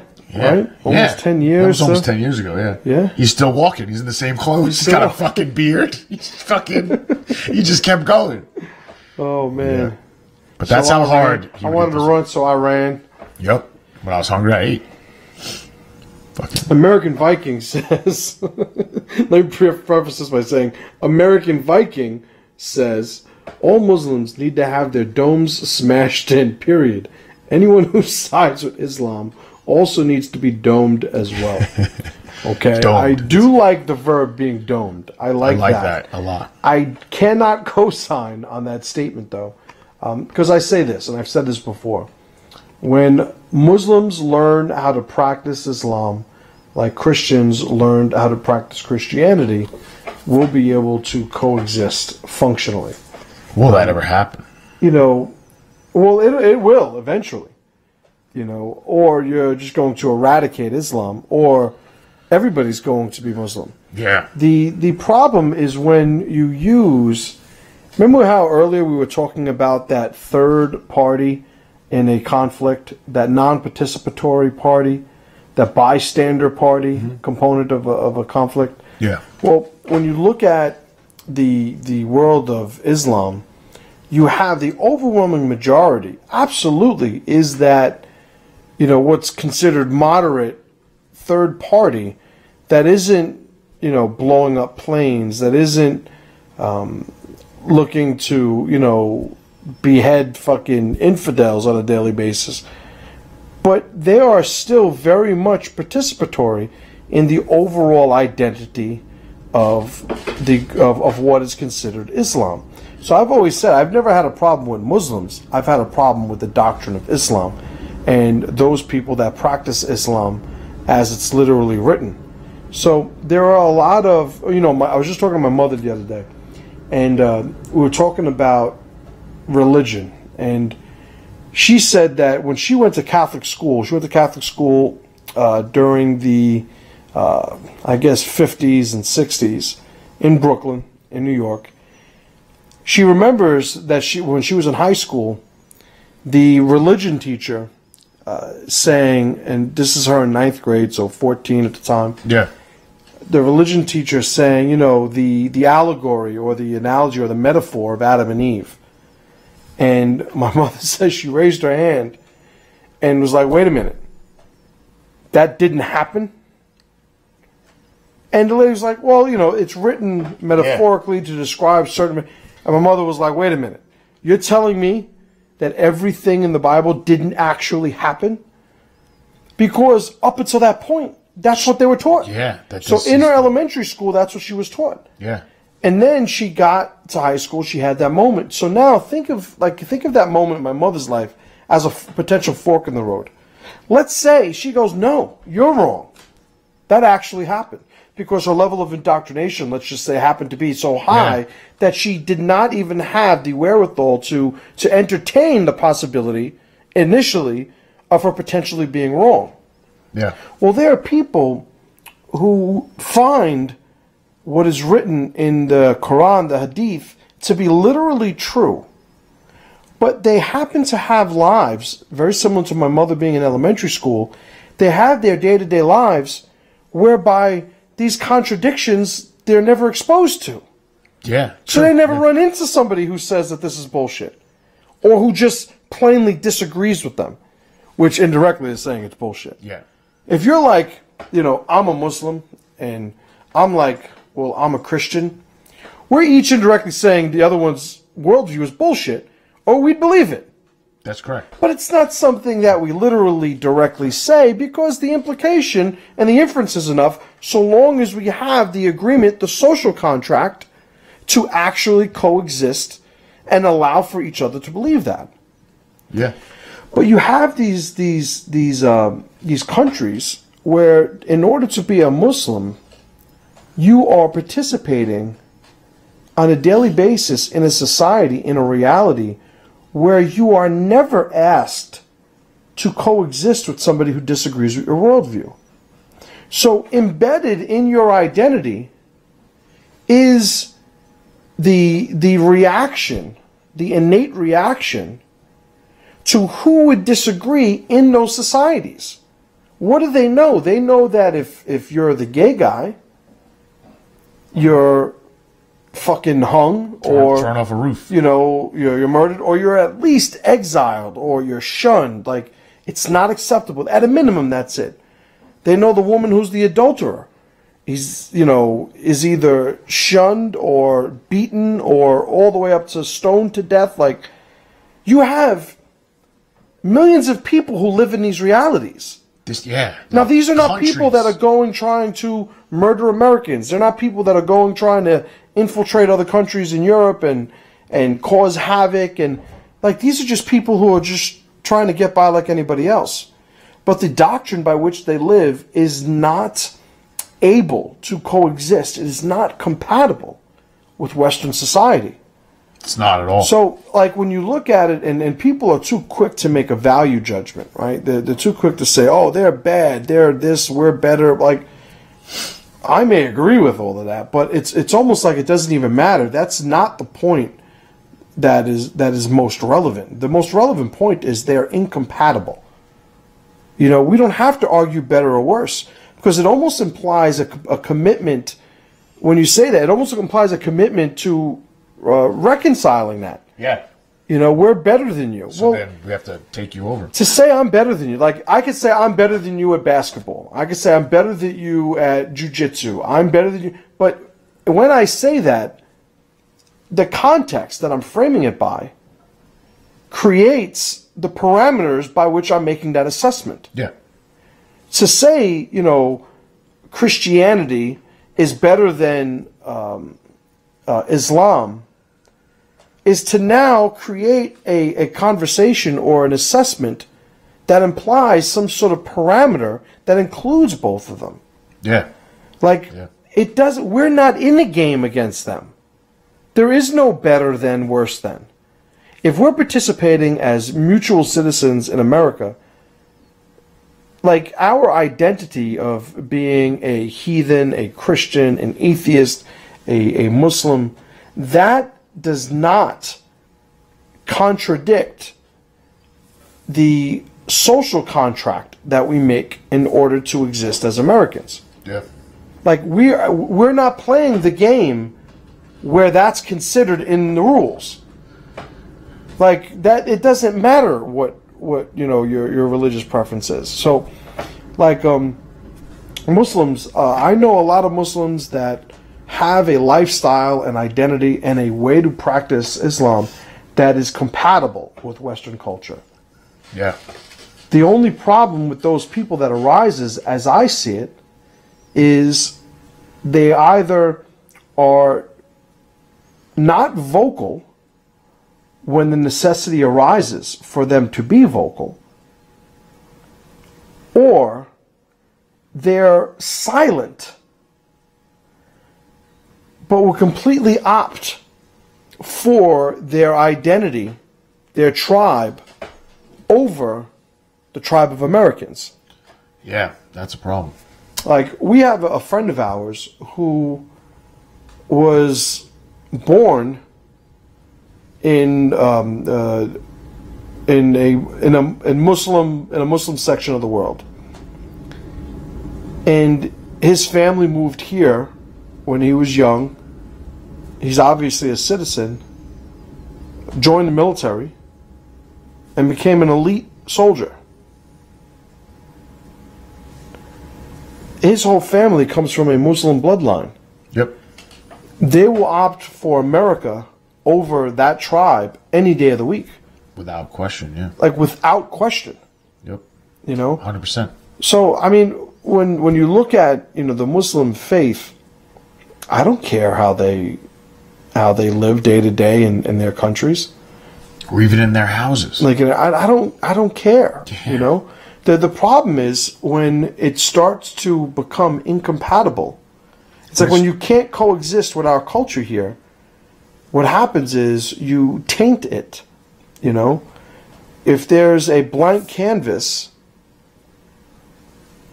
and you start to add different colors to that canvas, they're noticeable, and it affects what the canvas is. Yeah. You know? It's like, it's not a matter of better or worse to me. I don't think that that is even an argument worth having. It's not that, like, I can't think of plenty of ways where one religion or one worldview is better than the other. Like, you know, which one's, like, right now, which is better, Christianity or Islam faith?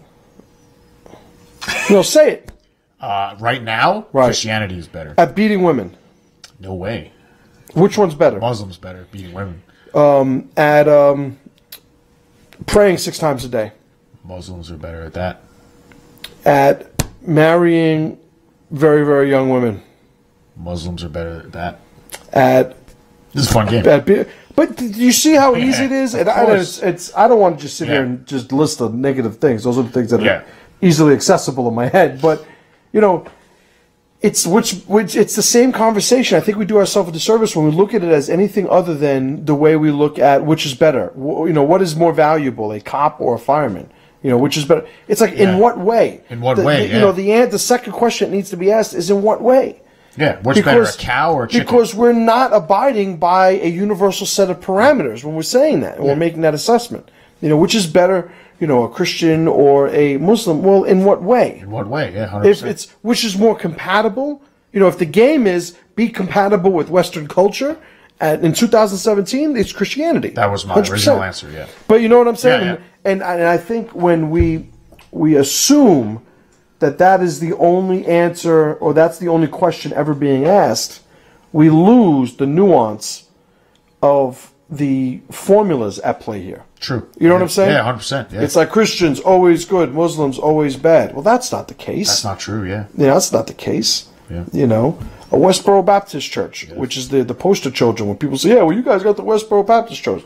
Like, as much as that's bullshit, we do have to concede that, yeah, well, these people are Christians. Now, I'm not a Christian, but these people are Christians, and there are plenty of Muslim countries, or Muslim families, rather, not Muslim countries, Muslim families that I'd much rather have than those fucking nut jobs. Yeah. Even though they identify as being part of that greater tribe, you know?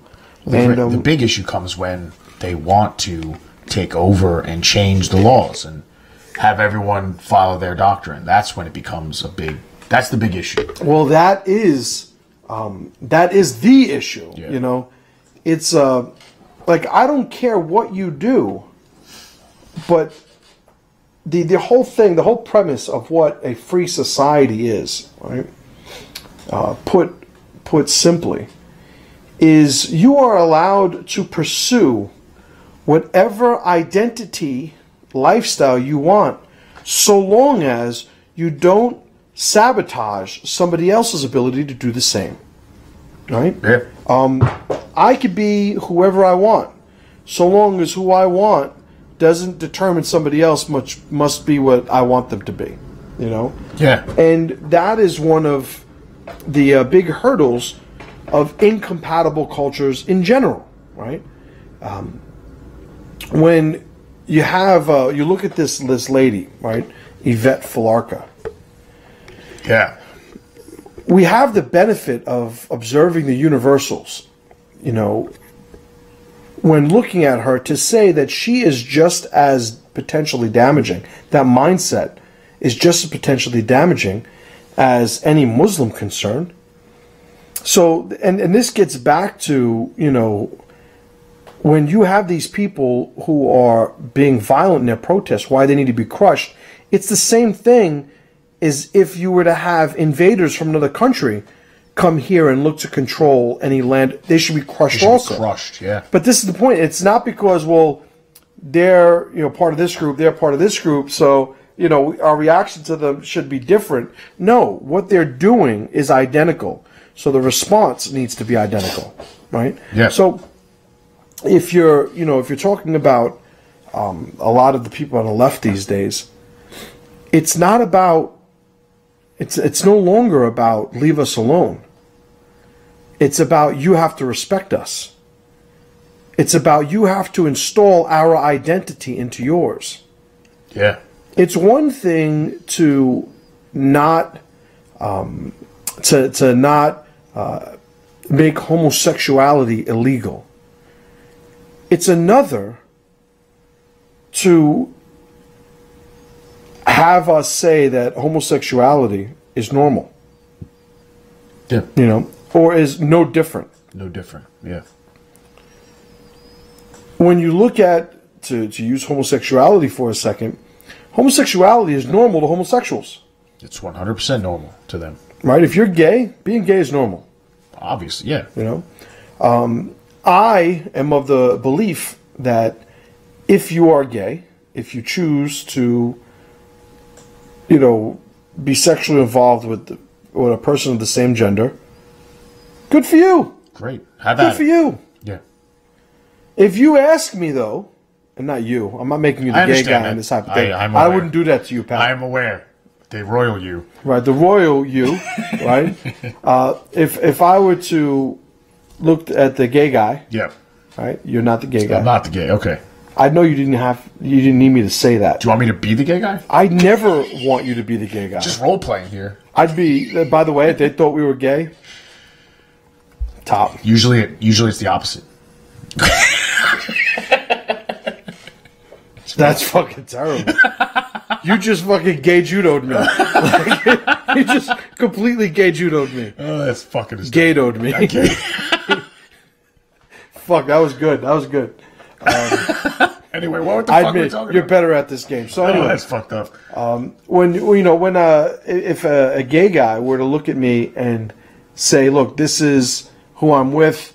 This is who I want to be." Like, okay, yeah. I don't give a fuck. Yeah. But then when they add the little ending of "and we're the same as you and you're no better than us when it comes to anything societally implied, like raising children, like setting the standard of morality, like it's like, whoa. It's like, you can go and do whatever you want to do. Yeah. But you can't tell society at large that we have to accommodate your identity and not separate it where that separation is pragmatic. Where it's natural, it makes sense. Yeah, like if you look at a gay couple who's looking to adopt, right? And I'm not talking about a gay couple where one of them already has a kid, and the other partner's adopting. Like, I'm not saying that. Yeah, I get it. I'm saying two gay men who are going to adopt a child. And then you have a normal couple, biologically normal couple, a man and woman, who are going to adopt a child. I am of the mindset that the gays should absolutely have the ability to say that all other things being equal, a child should be with the hetero, aka normal couple, before they should be with a homosexual couple. All other things being equal, which is the caveat. Yeah, that's the caveat. There are plenty of homes where two men or two women are together and they can provide a home that is, absolute value, more productive or more valuable than what the kids are currently living in. You know what I mean? Like, mom and dad are both drug addicts. Yeah, mom's a whore. Dad's a fucking hobo. Like, yeah, put them with the two fucking gallery owners. Yeah, 100%. The kids will grow up fabulous, but at least they're not going to get AIDS or raped. Sure. Yeah, 100%. It's just really to me just so simply understood. The problem is really it's based in ego, not function, where people run awry. Where this is concerned. It's really they want to feel special, or they want to feel like they're not different. They want to feel, which is, I think it eats away, and it really gets to the whole multicultural diversity fraud. It's like people champion the idea of diversity, but in function, they want everyone to be the same. They want everybody to be the same. That doesn't make any sense. Like, if you're gay, you want society to accept the fact that you're not normal. Championing the idea that you are normal. People get so emotional about the word normal.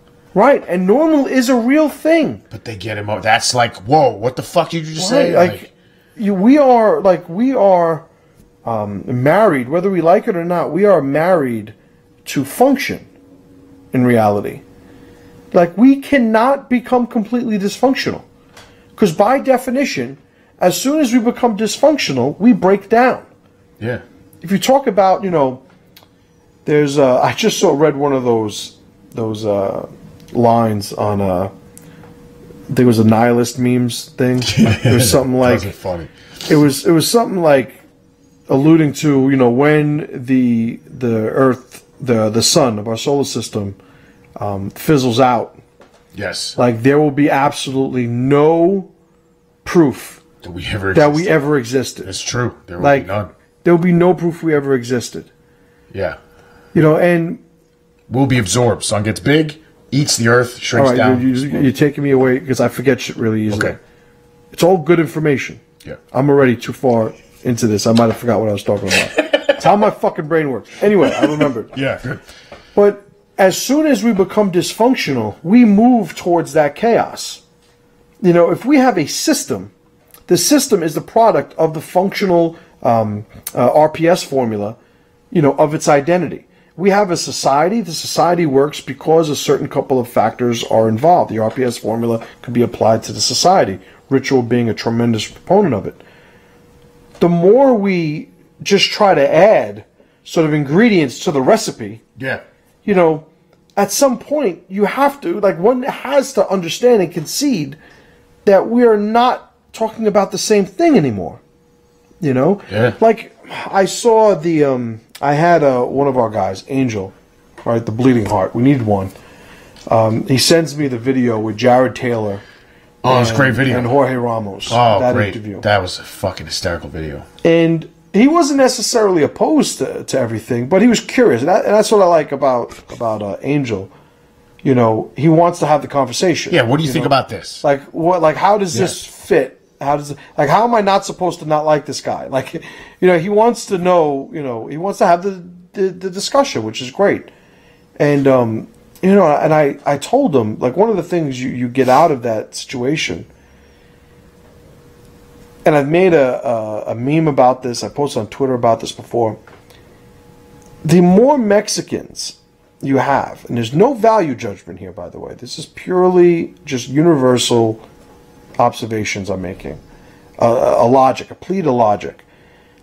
The more Mexicans your country has, the more your country becomes like Mexico. Yeah, that's how it goes. The more Nigerians your country has, the more your country becomes like Nigeria. Well, all that being said, looking at the initial design of the American society, and it's not really an abstract observation, but a calculable one, who is the majority of people who have created the society that we currently enjoy? Yeah. It is Europeans.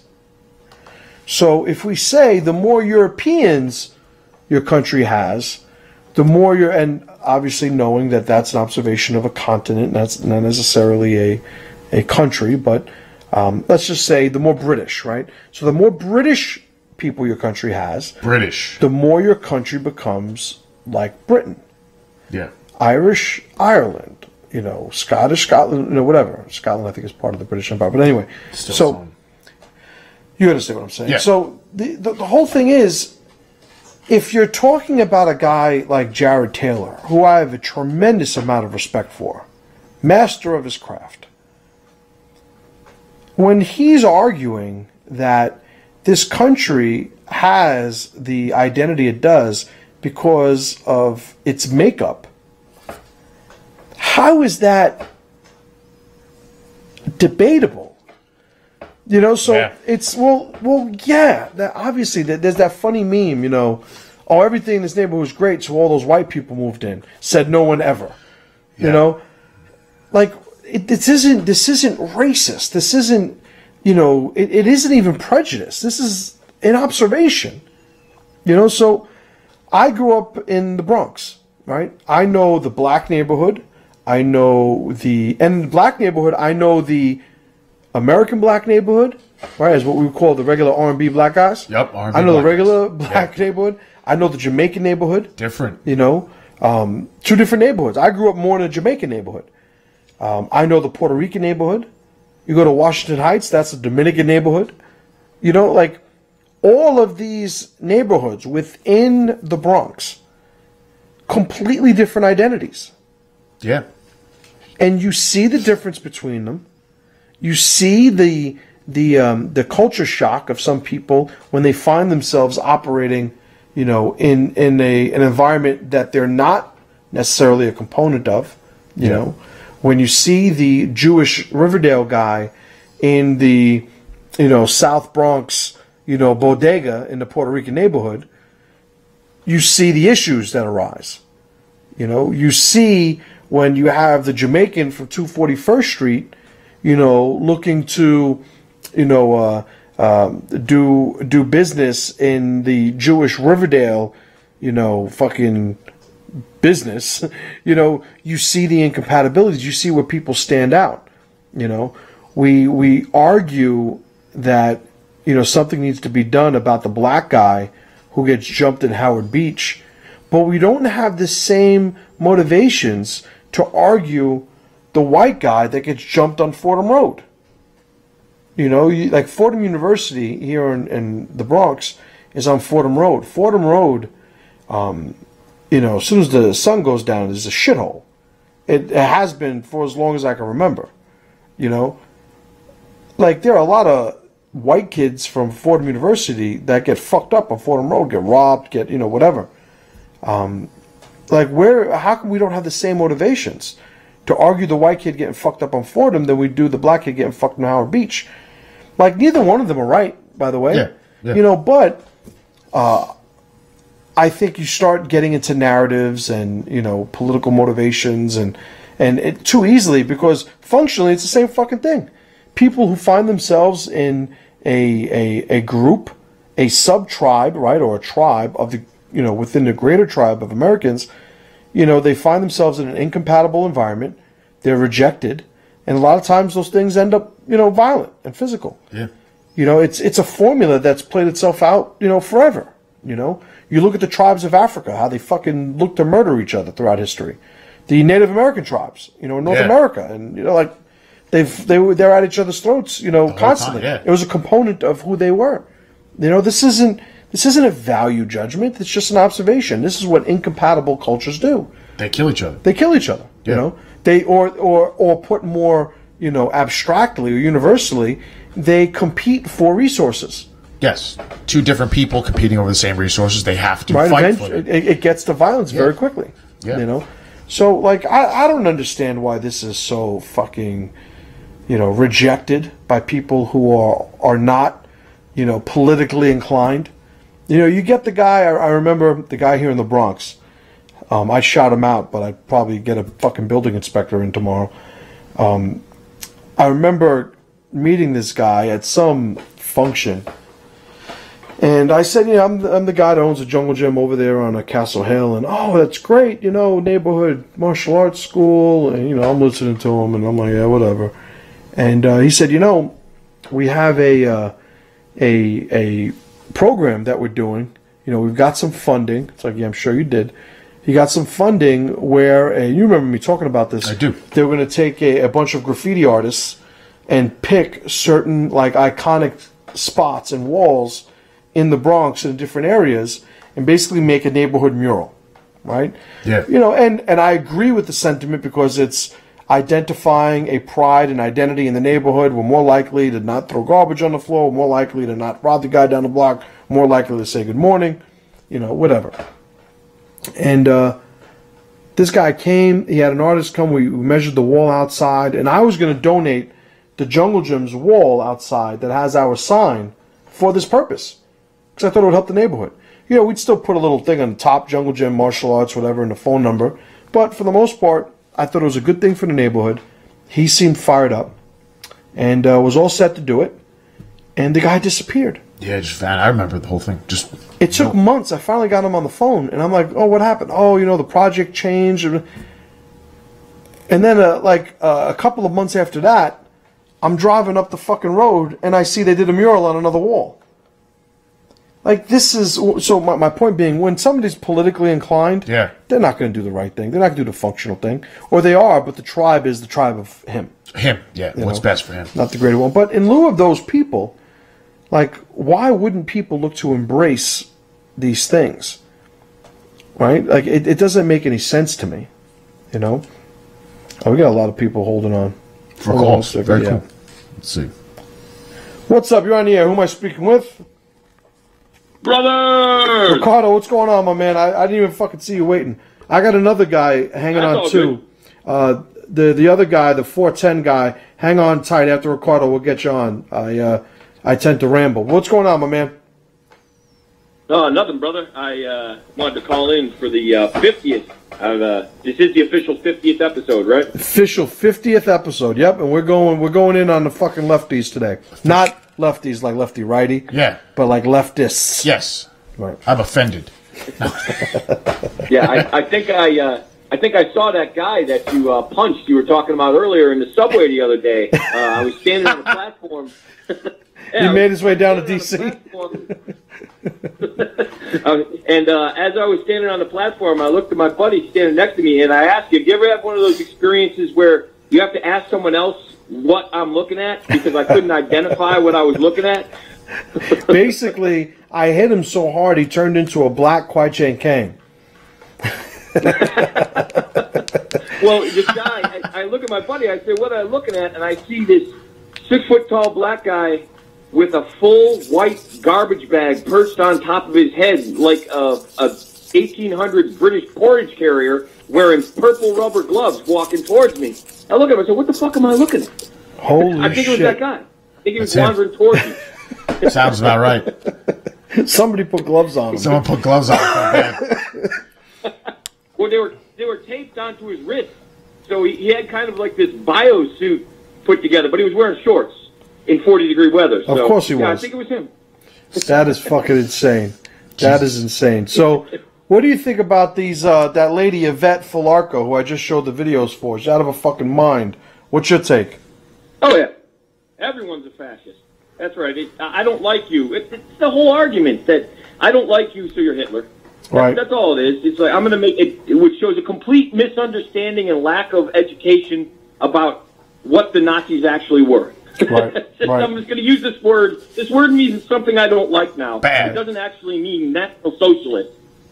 Right. So it's like when you say Nazi, do you mean Nazi to Germans, Nazis to Jews, Nazis to the media post-war? Like, what do you like? Because all different fucking people, depending on who you ask. I mean, yeah. Do you mean those guys who wore the spiffy black outfits in 1945? Those guys? Right. Those guys you're talking about? Or do you mean something else? Because I'm not sure what the fuck you're talking about. No, absolutely right. Absolutely right. Any rumblings down by you with protesting and whatnot as of late? No, I actually stopped by Big Papa Trunk's family business the other day, the hotel. Oh, right yeah? Across the street from the William Jefferson. Yeah. Oh, yeah. I've been there a couple of times. It's very nice. How far is that from where I was staying that time that I saw you down in D.C.? Block and a half. Well, no, from where you were staying... I got a surprise. From where you were staying, it's about 3-4 blocks. From where the MPI conference was, it's on the other side of that big building, the EPA building. So it's actually right across the street from where the MPI conference happened. Oh, right. Well, I was staying right next door to it, so yeah, fucking A. Yeah. You're about 2-3 blocks away, but the funny thing is that the hotel, the EPA building, which is one of the biggest buildings in Washington, D.C., it's an enormous footprint. It's called the William Jefferson Clinton Building, and it sits directly across from the Trump Plaza Hotel. That's hysterical. That's hysterical. I thought you were going to say it was right across from like a women's dormitory or something. Well, no. But no, I went in the hotel. It's very nice. There's about a 50 or 60 foot tall American flag right in the foyer. everyone in there, whenever I walk in there, everyone looks so happy. Everyone looks so positive. Yep. That's awesome. Hopeful. Everyone looks so hopeful. Hopeful, yes. That's great. That's great. Well, I'm going to let you go, man. I appreciate the call, and I'll talk to you soon, brother. Yeah, brothers. Have a good one. Bye. Yep. Thank you for waiting. What's up? You're on the air. Who am I speaking to? Hey, man. I'm Johnny Gage, and I want to share a story with you guys, an anecdote. Get it, Johnny. Right into the theme. Pardon me? I said get it. All right, man. So this anecdote fits right in with the overall theme that you guys have been talking about today. Certain parties who want to live a certain, or I should say, want to have a certain level of thought or use violence, yada, yada, but yet when a real-world scenario confronts them, they have no clue what to do. Mm-hmm. So I work in East Coast City. I'm not going to tell you the name of the city, but there may have been riots here not too long ago. There may have been a concept of let them do what they want to blow off their steam. Right. So not, it rhymes with Baltimore. Not that city whatsoever. At all. So, understood. we get a call for a gunshot victim. We go out to the gunshot victim. The part of town this is in is like major shithole. And it's one of those parts of town where you get like the bohemians and the artist kids and yada yada. They move in, you know, they can get cheap places to live. They turn warehouses into, you know, studios and stuff. And that's all good. You know, I got no issue with that whatsoever. But they're really kind of pushing their luck being in these certain neighborhoods. Mm-hmm. So we get there, a young girl, early 20s, had been robbed. Long story short, she'd been shot with a BB gun. So she's fine. This is probably the most traumatic event this young lady has had in her entire life. And I get it, you know, everybody comes from different backgrounds and everything. So we're taking her to a local emergency room, and she's crying, she's upset, completely understood. So she starts freaking out, starts pounding her fist, you know, this isn't right, I don't deserve this, I don't deserve this. And I'm like, hey, you know, things happen, you're in a bad neighborhood, yada, yada. And she goes, no, you don't understand it. I helped protest for the riot. I helped take place in that. I support Black Lives Matter. I only date black men. How dare black guys try to rob me and shoot me? So at that point, you threw her out of the ambulance, right? Well, you know, I'm not saying it was an ambulance, and I'm not, you know, you do certain things. I was trying to give you an out, Johnny. Professionalism takes a lot of self-control. Let's just say that. Agreed. Holy shit! But that's exactly what you see. You see these people that they like the idea of helping these groups. To me, the great irony is they don't understand how they actually trivialize these groups. And they look at these groups as being lesser than who they are because they, in their power, think that they can help them. You know, like, I am going to help you out like you see like a bum on the street corner. I'm going to take it upon myself to give this guy a meal because obviously he can't do it for himself. Well, it's a very similar sentiment when you get a lot of these white lefty, you know, protest types that, you know, they think, oh, well, I'm going to take it upon myself to give these people the same type of reality that I enjoy. And then when it bites them in the ass, you know, it's like, yeah, no wonder fucking democracy didn't work in Iraq. You know, it's like, like there's so many cases where it's like, yeah, no shit. This is what happens here, you fucking idiot. You know what I mean? But that's great. How did it wind up, Johnny? You know, she was fine. I haven't seen her. You know, basically once I take my customers to their end destination, I really don't see them again. But you know, I mean, physically she was fine. She really lucked out. She was in a bad place at a bad time and got the lucky straw out of the deal. You know, who knows? I'm sure she's still living down there in her little artist world and, you know, doing what she does. You know, it's still going on here. It hasn't stopped. Right, right. I'm sure she gave the next black guy who was railing her a good talking to when they were done. You know. And by the way, tell your friends to stop robbing me. All right, Johnny, I'm gonna let you go, man. I appreciate the call. Fucking good story, dude. All right, man. You guys keep it up. See you later. Awesome, brother. Oh man, I can imagine her. So they walking down the street, they pull the gun on her, and they're like, "Give me your fucking money." No. I support Black Lives Matter. Give me your fucking money. Like, I don't give a fuck. Like, good. So you should be giving it to me a little bit more voluntarily. This should be easy. Do I get a blowjob too? That's a big thing. I support Black Lives Matter. Oh, so I'm getting laid too. Yeah, it's like fucking great. By the way, if you say you only date black men, racist. That is racist. Right? Fucking racist. I mean, yeah. You're being racist towards everyone but black men, I guess. My little girl only dates white men. My favorite part Officer Maggot. You guys got to see that. Maggot. Officer Maggot. My favorite part of... Shout out to Sam Hyde, by the way. Yeah. Don't lose your train of thought. Okay, I'm good. But I'll lose mine if I don't bring this up. I once had a student at the school, fucking doofy white kid, joins the school, puts his address down, and it's like in a shithole in the South Bronx. Okay. And I'm looking at him, I'm like, you live here? And he's like, yeah. I'm like, where are you from? And he's not from New York. I'm like, how long have you lived here? And he's like, oh, a couple of weeks. I'm like, you know this is the fucking shithole heart of the South Bronx. He goes, oh, well, there's a section they put a lot of money in. They call it Sobro. Yeah, it's like, Sobro. Is that what they call it, Sobro? they told you live in Sobro, you fucking idiot? Holy fuck. You know who that student was? Who was it? Sam Hyde. Officer Maggot himself. Yeah, he survived that and got on to great things. You know what? Sam Hyde is fucking Sobro. I feel a comedic genius. He's fucking hysterical. So only Sam Hyde could exist in the South Bronx and be okay. Sobro. Because nobody's going to fuck with him. Holy shit. He's an anomaly. You leave him going. Yeah, it's like, don't go over there. So what are you going to say? I cut you off. So with Jose Ramos, the best part... Who's Jose Ramos? Yeah, it's a joke. Jorge Ramos. I said Jose the first time. My wife showed me the video.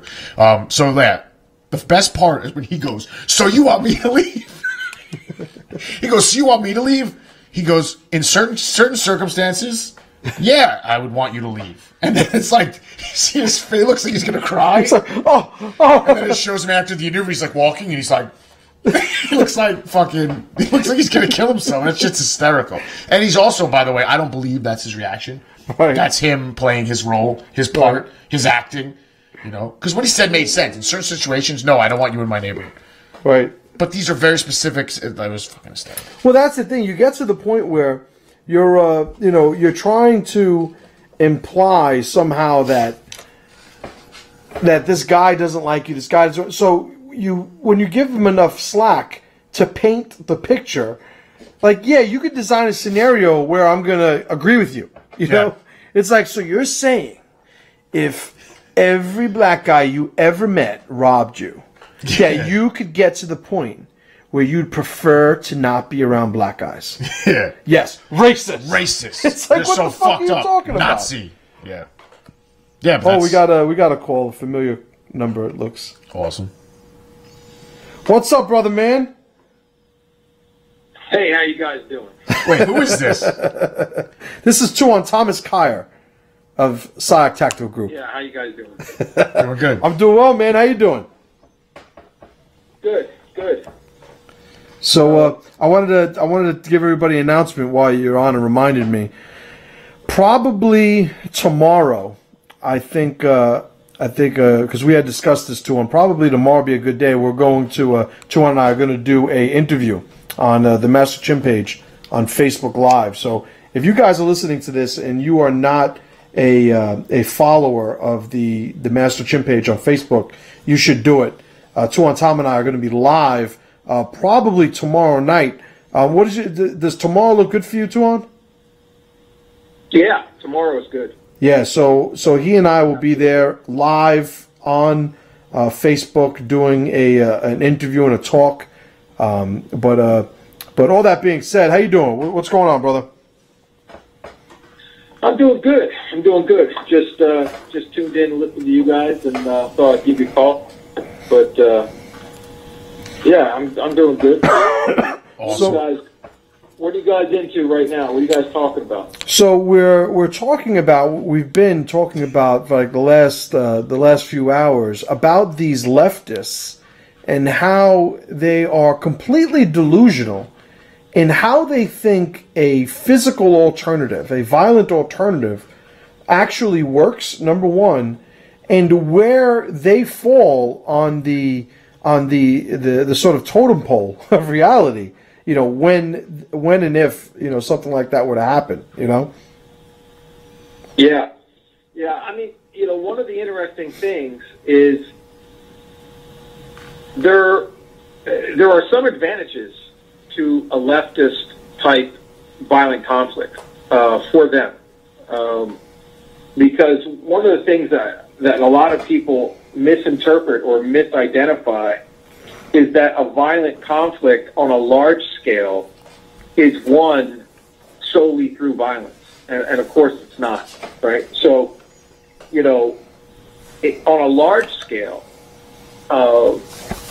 everything is won through the threat of violence and not through violence itself. And so, in other words, it's won in really the view of popular opinion. You know, when you have a very large percentage of the population, when I say very large, I mean approaching 50%, on one side of an issue, that issue is essentially decided. You know, I mean, if you imagine, suppose we make it an extreme. If we say 80% of the population of a country agrees in one direction on a topic, you know, the government of that country has no choice but to do it. In other words, if we go all the way to 100%, 100% of the people agree on one topic. Who is that government controlling that? Who are their people? Nobody. 100% of the people are against them. They are, you know, and if we take that extreme situation of 100% and we start walking it back, it actually doesn't even take 50, you know, 30%, 25% would be pretty significant, you know. Right. Yeah. And so when people start fighting against the government in some kind of violent confrontation, essentially they win when enough people in that country, in that group of people, decide that they win, you know. So if 50% of your people agree, they're not fighting, just 50% of the people agree with the people who are fighting, that government is essentially lost at that point. So what, you know, the key things about being violent and in any kind of overthrowing of a power base is really, I mean, you can do it by, we're just going to kill everyone who doesn't agree with us. That's a very difficult thing to do, and an end comes long before that ever becomes a reality. Right. But you know, so all these leftists who are like, hey, we're going to violently overthrow, you know, the status, the whatever the status quo is right now. They don't really know anything about violence. You know, they have no expertise in violence. They have no background in violence. But in reality, if everyone agrees with them, if we can get a large percentage of the population to agree with, if they can get a large percentage to agree with them, then they can win, whether or not they're good at violence. In other words, if enough of them get massacred, and then you get enough people going, that's horrible. What a horrible thing that those people who don't know how to fight are getting slaughtered. What happens is everyone's like, you need to stop slaughtering those people. This is fucking wrong. This needs to stop, etc., etc., etc. And they essentially win, not through being good at violence, you know, but actually being bad at violence. Right. So, you know, that's another thing. I mean, on an individual level, on a 101 in the back alley, actually being violent is what wins that initial conflict and can win the whole thing. But if enough people think that you were wrong in that back alley, they hunt you down and they hang you in a tree or they put you in jail or whatever. So there's a component to it that is, the kind of public, popular opinion is still a component of it, a very real component. So that's one of the things that, they have, over the years have some ability to control. And that's essentially how you win, definitively, Right. It's not on the individual level. I agree completely. And, you and I have spoken about this a lot. And I think it's, the motivation to actually control the information, or at least keep and maintain the discourse, is evident, when we see that that's the case. When we see that, by the way, just because we all know how to fight better doesn't mean we win. Because there is a whole component that is not going to be directly participatory in a conflict. And ultimately, the formula exists, and this is just reiterating what you had said. We see in history, it is whoever recruited the masses that wound up winning the conflict. And it's not the tip of the spears, the line of conflict itself. It's the repercussions, the social repercussions, the propaganda-driven repercussions, of these conflicts. And the one thing that the left is incredibly adept at is controlling information. You know what I mean? Yeah, and that's the one thing that is the point that I think needs to be remembered, because all of us that deal in violence and typically are leaning far to the right, or definitely to the right, we all laugh at these social justice warriors and these left, who've never been punched in the face and never punched anyone in the face, and yet now are talking of violence and how they're going to, solve their problems with violence. And maybe they don't even understand it. That violence is just a tool, when enough people believe that it needs to go the other way is when you win. Which is why, it's not just the Tree of Liberty is not just refreshed with the blood of tyrants. Right. It is refreshed with the blood of patriots and tyrants. In other words, the dying of patriots is part of the influence that people look at and go, that's a sacrifice. That's something that's honorable. That's something that's noble. That person should be looked at as positively by us, like all that kind of stuff. So, the good thing the good thing for us is that all these leftist fuckfaces that are out there, breaking in store windows and setting shit on fire are not winning people over. In other words, they either don't understand completely or whatever the truth of what we were just talking about, and therefore they are getting more and more people against them, not for them. So they are losing in their use of violence right now. So I think that's good. It's interesting that you brought up the quote, talking about the Tree of Liberty. It's I brought it up earlier in the show because that's exactly what I think people need to remind themselves of.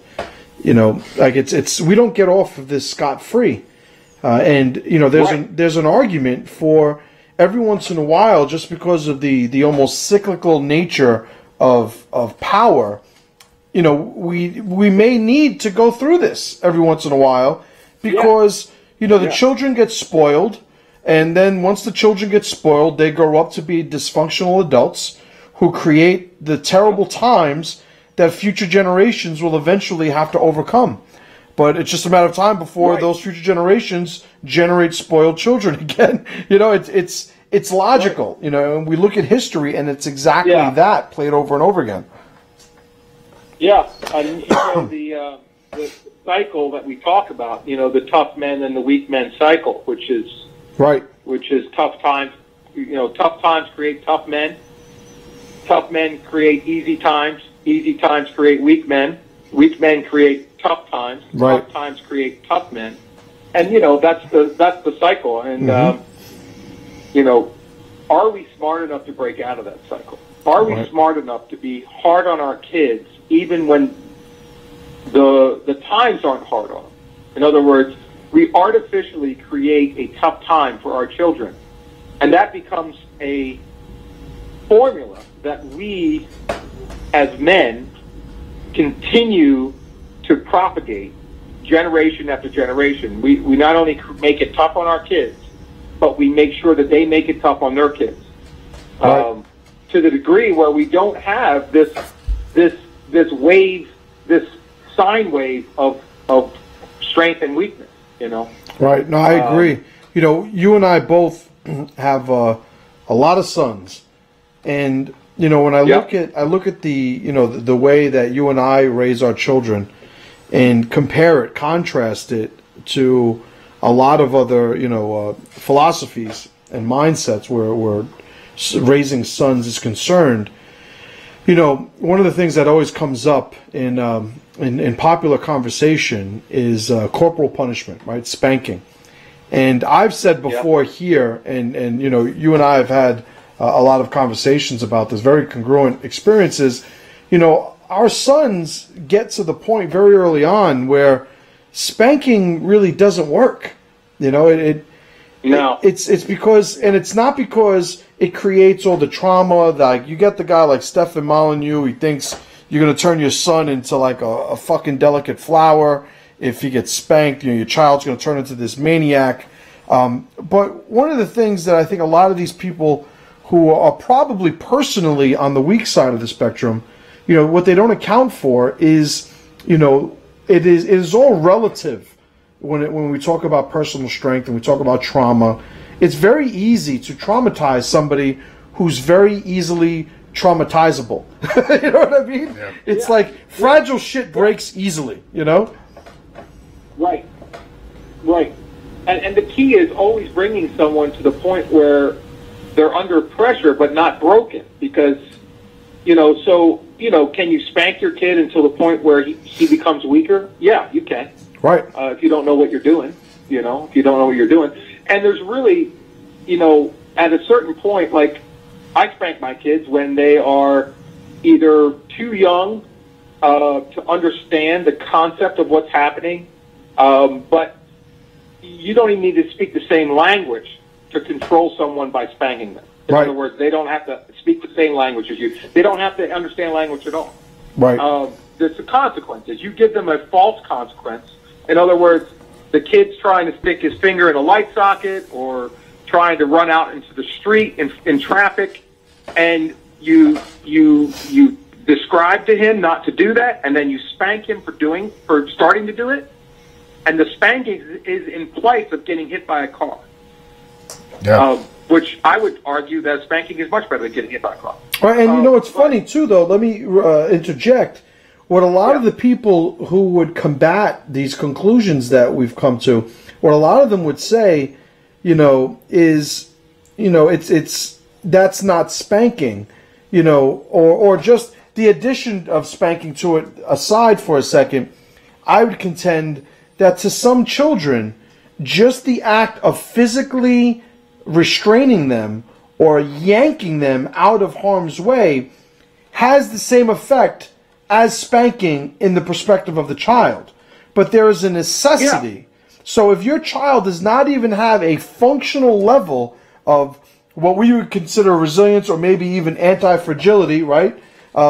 If they don't even have a functional level of that, then anything you do to not build that functional level of resilience or anti-fragility is making it worse or sabotaging that component in children that makes them and allows them to become functional adults. Yeah, you're sabotaging their strengths. Absolutely. And that's a very important thing to understand. And how strongly you build this anti-fragile creature, it's completely up to your, it's up to your understanding of assessment of where he is as an individual, what he can understand, what he can't understand, and he can clearly understand consequences that are given, delivered by you to him, whether it's some type of punishment. But at a certain point, like my kids are so tough at this point that a spanking, in order to affect them in any kind of real way, would be so severe that I would essentially injure them. Right. But now they are so old, they are old enough to understand honor and virtue and integrity. And I can say, hey, I'm really disappointed in you. And it is way worse than any spanking I would ever give them. Because they're old enough now to do this, and that's the natural thing. By the time the person is old enough to understand the concept of honor, they should also be so tough that spanking is not really that effective anymore. But if you haven't gone through the process of raising the child the correct way, they may be disproportionately aged. In other words, they may not understand honor when they should, for some reason, like they're old enough to understand, but no one's really explained it to them, or they're old enough and they should be tough by now to the point where spanking wouldn't hurt them, but actually just grabbing them by the arm and they're like a fragile, flower, right. and they would become, so they're not aged, the real age and their emotional age, and is not the same, and so. And that's really just a function of poor parenting. They didn't spank their kids when they should have, and they also didn't understand. They didn't convey ideas and concepts and philosophies like strength and power and integrity and the 9 noble virtues, and therefore the people they're just not really adults, or not aged appropriately. They're not in their teen years appropriately, or early adulthood, or so on and so forth. So, it's just a function of poor parenting. Right. No, I agree. It's one of those things that when I talk to people, about these things, you get the reaction that they think like we're these just slave driving, just violent parents that don't have, any other aspect to our dynamic with our children other than this hard-nosed, almost sterile type of discipline, and authoritative, flavor. And, us around our children is completely the opposite, right. It's right. and it's the people that don't understand. I always talk about how Hollywood a lot of times when they want to represent masculinity, they make men more violent, and they think that that's what being more masculine is. And there's a certain point that as soon as you go beyond the point of function, that point of diminishing returns actually creates a more feminine energy. When you have somebody that's irrationally violent, well, that's the opposite of a masculine energy, because the violence of men is functional. But with those limited views, you see people when it comes to raising children specifically, they reduce these conversations to, these just completely inaccurate, misrepresentations of what it means to raise a young man into a man, Yeah. This excess of violence is really a form of pseudo Andrea, right? Right. It's a fake toughness, a bravado, and it is very feminine. It's someone who's out of control. And a form of hysteria, but yeah, and the contrast also is important to remember is that if you always try to maintain this soft kind of relationship with your children, this very neutral kind of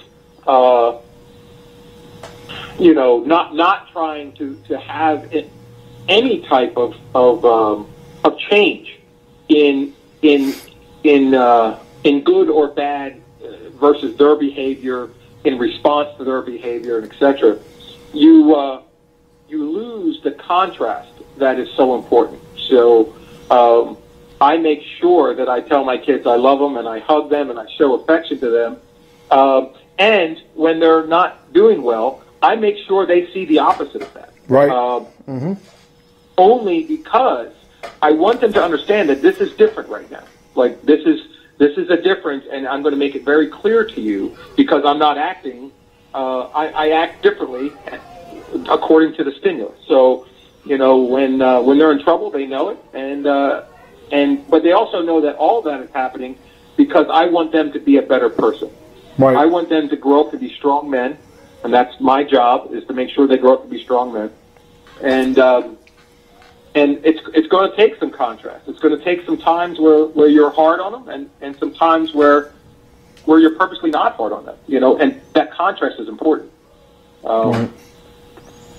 No, I agree. I think I was going to say, when I look at parents who want in their children a friendship, it becomes, very sort of off mission very quickly. I made a post the other day, and it's something that I put in my book that I'm writing. A leader is always the compass. He's never the direction. The direction is the mission. And a good leader is somebody who can inspire people to follow the mission. That's a great quote. Yeah, that's a great quote. And parents, the mission in parenting is always the function and the empowerment of the children into productive, functional adults. And when you have these parents that are sort of bogged down and distracted by this need for a personal, almost social friendship or relationship with the children, it's not on mission. It is very ego-driven, and I think it's a sign that they have some serious problems in their own psychology. Right. Their own, like they didn't have enough friends, or they wanted to be popular, like all that kind of bullshit. I mean, you can't be like that with your kids, because there's times, and it's not always going to be easy. I have had emotional, challenges dealing with my kids. Right. But I know it's the best thing for them, and so I am willing to sacrifice whatever it takes for me to include our friendship, to include how they look at me. If they tell their kids, my father was a mean bastard, but he made me tough, that's great. That's fine. Right. I don't think that they'll say that, but they may, and that's fine. If they turn out to be strong, then whatever happens. Right. I have a question here that I wanted to share on the YouTube feed. It's from a guy. I'm assuming it's a guy. Uncommercial Traveler.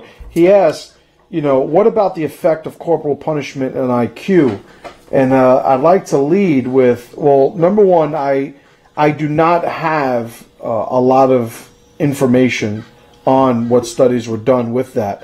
But one of the things that I would bring up, and I'd like your opinion too, on, is, what corporal punishment needs to be nailed down. We need to decide, well, when we say corporal punishment, what are we talking about? Are we talking about the act of the doer, of the parent, or are we talking about the effects or the perception of the act on the child? Because I've found, when having conversations about spanking and corporal punishment, there is a huge, wide array of what people define as corporal punishment right off the bat. I, for one, think that, when a parent has an emotional reaction to a situation that leads to corporal punishment as a catharsis for the parent, that is something it's wrong. That is always wrong. It is always wrong. Wrong. But absolutely wrong. But I found in a lot of people that talk about, the ills of the, of the corporal punishment used as a tool, they include that in it and they use that, or don't draw a distinction between that. And I think that's inaccurate. So I think right off the bat, we need to nail down exactly what we're talking about when we talk about, what corporal punishment it is that we're discussing, Absolutely. I mean, for me, and I maybe you want to give your definition, but first, I don't know. I have an idea of my own personal kind of left and right boundary of it. Do you want to talk about it, or you want me to talk about it? No, get it. Get after it. Okay. So I believe that corporal punishment should be used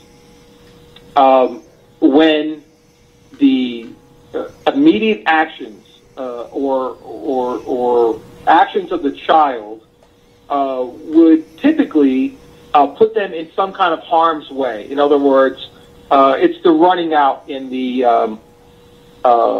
street. It's the falling into the campfire. It's all of the around electricity, around objects that they can fall over, and any of the things that can basically injure them. And they need to be aware of them, and they need to respect them. And the concepts of those types of dangers are a little bit too much for them to really understand. Even understanding death, they don't understand what it means to even die. Right. So we're talking a pretty young age. We're talking 2 years old, 3 years old in that realm. And also they're very, they're running around, playing in the yard and doing certain things that they're outside, away from your control to some degree. And, there's things that they need to, and also some disciplinary things where they need to listen to you. In other words, when I call you, you need to come to me. You need to stop what you're doing immediately when I call you, and you need to come to me. And it may be because they're just outside arm's reach, but there may be some type of danger. In those ages, corporal punishment works very well, along with an understanding that I care about you, and I love you, and all that goes along with it. At an age where they can begin to understand things, like they begin to understand concepts, and when I say corporal punishment, I mean some type of physical spanking, all the stuff that goes along with that, like in that realm. But I am not a big fan of I'm going to take you behind the woodshed and give you some lashes with my belt. Like at the age where that's going to happen, corporal punishment at that point should be something that that person should be old enough to understand what you're talking about. In other words, and getting spanked like that should be kind of like, you're really going to spank me? I'm 14 years old. Like, why don't we just go have a fist fight in the backyard? You know what I mean? Like at some point, it's like, is spanking going to affect this person? Because if they are, they're soft as owl shit. Right. Like you need to do something different. And you need to be talking to this person a little bit. Right. So really, I didn't look at corporal punishment between like the ages of 2 and maybe 6 or 7. Right. Somewhere in there. After that, they're like, yeah, I know what you're talking about. I decided to do that. I decided to break your rules. And then there should be other consequences. Corporal punishment at that point should be almost laughable for the child. Right, and I agree completely. I wanted to add, too, another application of the concept that you had discussed earlier that I think a lot of people, leave on the table, where you're saying, corporal punishment for let's say a 3-year-old who's going to run into traffic, who has no understanding the consequences that action would give. I would, to pull it back a second and look at it more, universally, it's really, there's a process or an application for the tool of corporal punishment that allows a child to understand his role in the world he's going to live. And, there's a lot of people as adults that we very comfortably, almost, we take it for granted, I think, in understanding it. like people like you and I and Pat and guys like us, where we say, well, this guy, you could tell, never got punched in the face. And what that observation implies is they don't understand the real world consequences of what their actions are. And I think an application of corporal punishment is the beginning of that process of understanding, you know, that this is whether we like it or not, a physical world. And understanding the physicality of one's actions and the implications and complications of those actions is imperative to creating the formula for preparing a young child into an adult, you know? Absolutely. And I would say, you know, as far as affecting the IQ of a child, the corporal punishment makes them much smarter. In other words, if you're saying their mental models match the world, when they start to understand consequences, cause and effect, when they start to see that stuff, and for what it really is, in reality, it starts with that understanding of consequences and all of the things that go along with that. And it broadens their experiences. So, you know, you could see a grown man who, if he was to be hit, there are plenty of grown men out there where if they were to be physically hit or struck, it would be a major event for them. They would be, you know, in therapy, emotionally affected by that. Where a child who grew up more rough and tumble, got spankings and did all that stuff and got his 100 stitches and over his course of his teenage and young life, you know, that guy goes into the world a much more experienced person, a much more savvy, and much able to handle different situations with ease. And it doesn't preclude him from learning anything else. In other words, it doesn't make him only look at violence or any of that kind of thing. He basically explains some violence to him and understand that there is violence in the world, and it's part of the world, and it is the main way that things get done. You know, that the threat of violence is how all things are done in the world. So.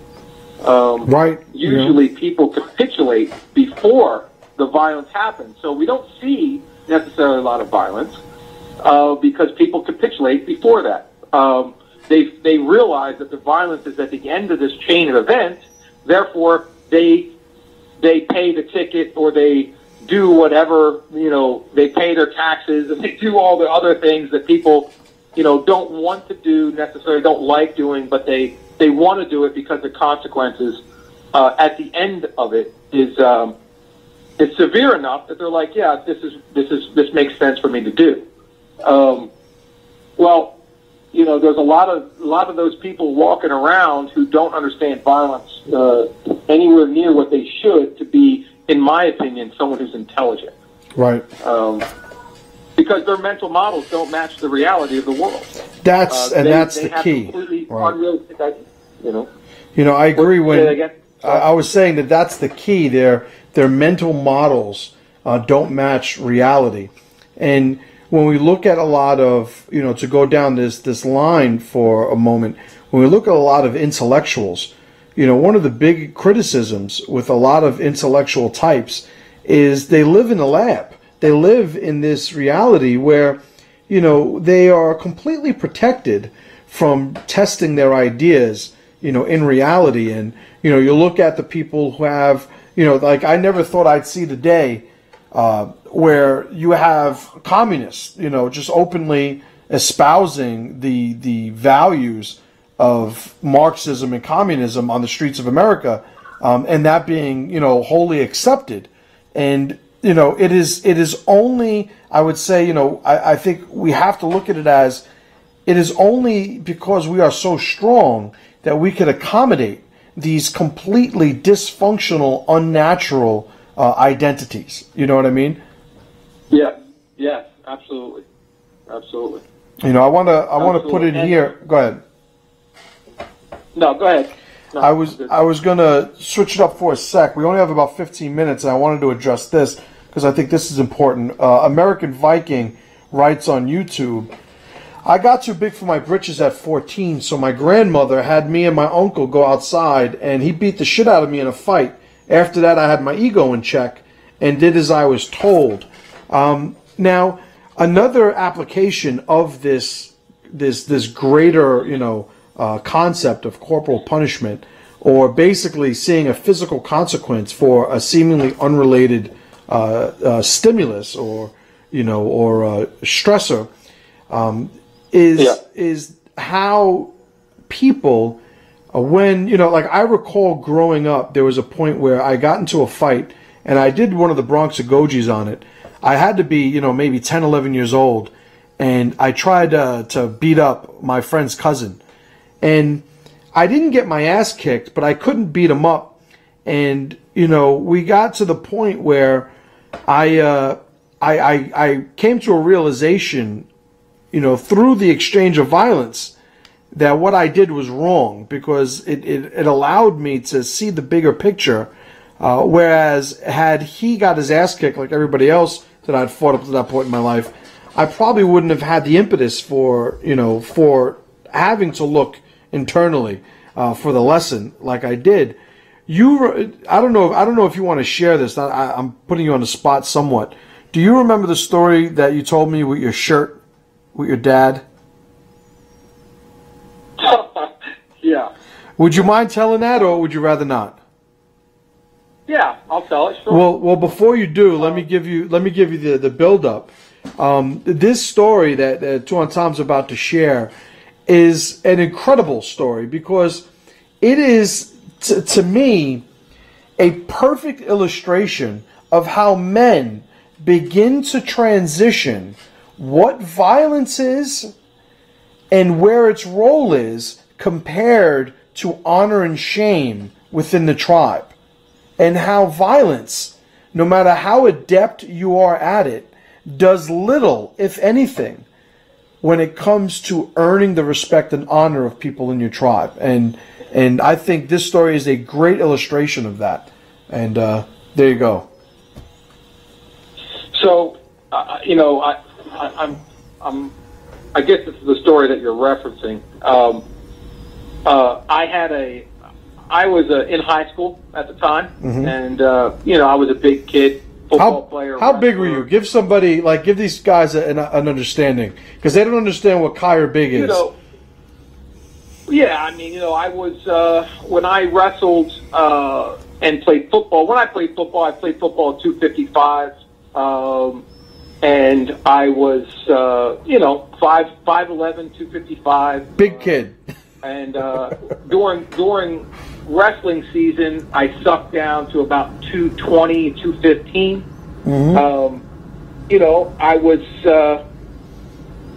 I could deadlift 500 pounds, between 450 and 500, somewhere in there, depending on how heavy I was at the time. During football season, I was probably a little stronger. I was a guy who could beat up anyone in my school, basically, in high school. Right. And I didn't do a lot of that because I was pretty antisocial. I didn't do a lot of mixing with everyone else. I was kind of by myself. I was captain of the wrestling team, but I didn't go to any functions. I was kind of like, I did my job, and I really didn't have much time for a lot of people in my grade or in my school and stuff like that. I wasn't real social. Because they seem like fucking idiots and weaklings to me. But anyway, I'm coming home from school, and I had a shirt on that I picked up at some gun shop I was at, or some place where they sold tough guy T-shirts. And, it was like the skull with the beret. And it had a knife going through it, and it said, kill them all, let God sort them out, kind of. Very popular shirt back in the day. Yep. Yeah, you know the one. You know the exact logo, right? Yep. I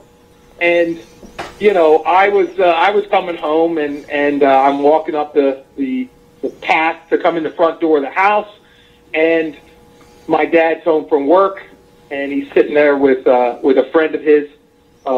Friend's name was Owen McMullen, and my dad was an iron worker. So he, put up steel for a living and did it for 35 years.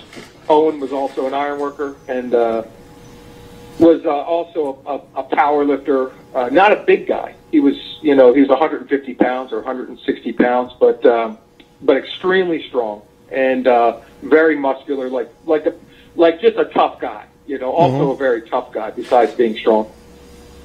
But I come in and I'm in high school. So I was, maybe I was 16 years old or 17 years old, something like that.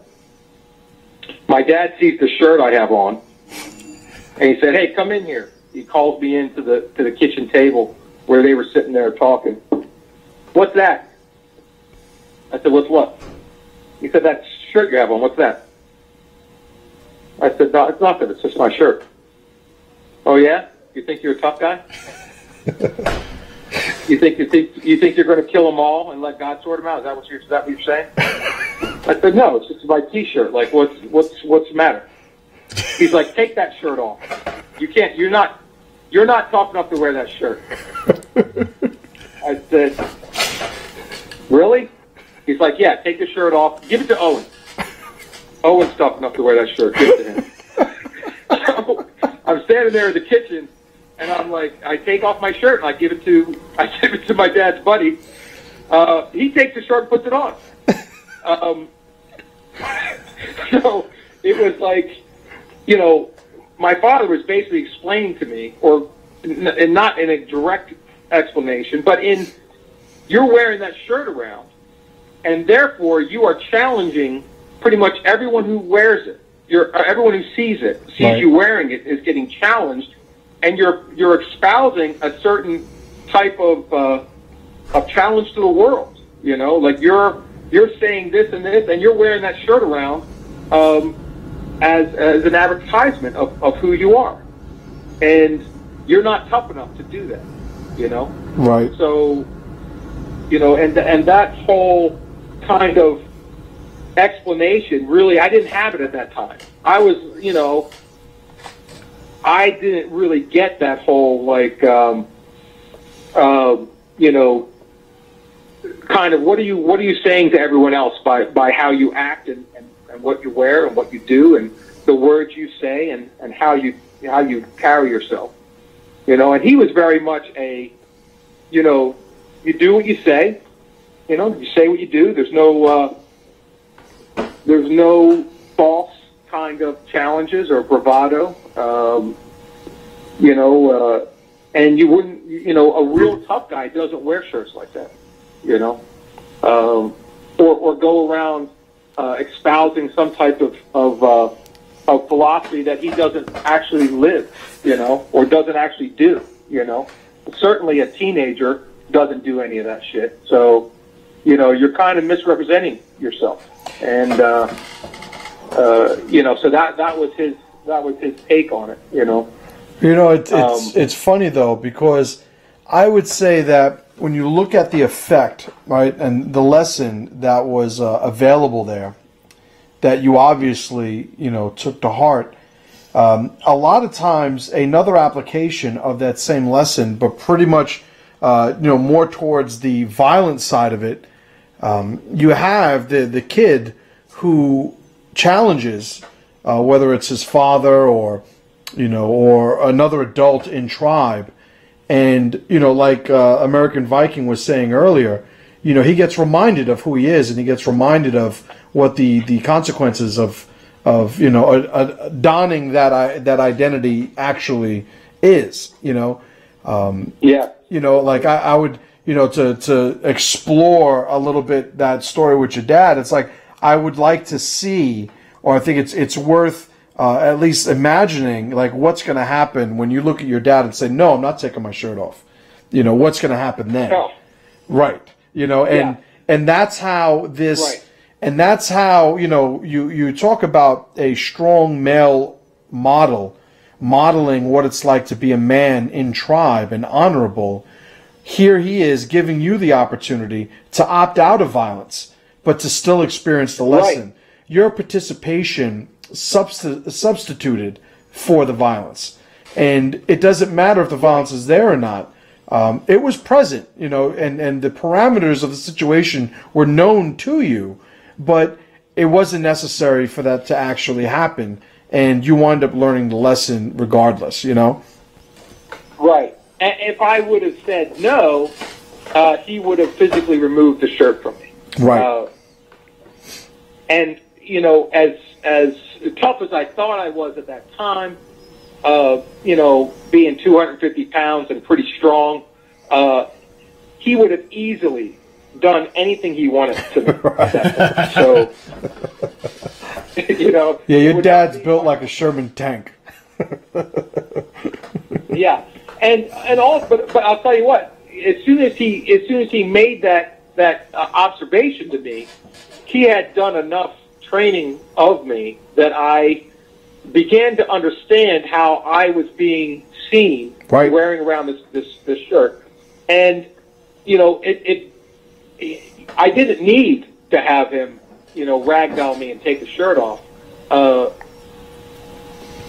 When he pointed out to me, I was like, yeah, I see what you're saying there. You know, I mean, maybe not that quickly, but I saw, and even to this day, when I see a guy with a tough guy shirt on, I kind of want to punch him in the face. You know, Right. You know, when I see guys, you know, who like to go around and give people the finger as like a way of saying hi, or they wear like "fuck you" T-shirts around. Right. But they're not high school students. I want to go up to him and say, yeah, I'm like, hey, were you talking to me? You're wearing that fucking shirt on. Are you fucking talking to me? You know, that's what I want to say to them. And they'll be like, no, I wasn't talking to you. I was just talking to the world. Right. Well, guess what? I'm out here in the world. Motherfucker. You know? Yeah. So, that's awesome. So it's you know, it's something that stayed with me, you know, for, you know, to this day, you know, so. Fucking great story. Great story. So I gotta let you go. We're 3 minutes. The thing's gonna shut me off. But I appreciate the call. I'm gonna touch base with you later on to prepare for tomorrow. But great little surge of power at the end of the show. I appreciate the call, brother. Yeah, thank you guys. I'll talk to you. Awesome. Great fucking story. It's a great story. Take that shirt off. Give it to Owen. Give it to him. You're wearing. And he puts it on. Yeah, that's fucking... like running your shirt, motherfucker. It's my shirt. Oh man, I remember one time I got into a fight with somebody, and I was completely in the wrong. Just like I was wrong, like completely. Not arguing who was right or wrong. I was completely wrong for doing this. But talk about like those dynamics between men. I interpreted a kid's actions as a challenge to me. Completely wasn't completely wrong. I may have mentioned that. I wind up throwing the kid a beating. Yeah. And 90 seconds. With that being said, I wound up throwing the kid a beating, and it was snowing out. And one of the things I did was I told him to take his shoes off to make him walk home in the snow. Yeah. And it was that dominant, you know, I'm going to show you where your spot, like where your role is. Yeah. And completely bad application, but it's something that I think is innate, you know, in all of us. Probably more so in men when it comes to the dominance factor. We understand what it's like to dominate, you know, and it's just interesting stuff. But great call by Tuan. That was awesome. All right, guys, it's going to throw me off soon. A bunch of you guys were waiting on the line. I didn't get to because Tuan Tom had called. You know, I apologize for that, but I appreciate you guys calling. Guru Matt, I see your request for the Owen deadlift story. Next time, I guarantee I'll do that with Tuan. I know that story also, and it's awesome. But I appreciate you guys watching the show. The 50th Pressure Project radio episode. You guys know we're here every Wednesday. 10 seconds. From 12 to 3. So I guess they're throwing us off, brother. Understood. As always, brothers, pressure to power.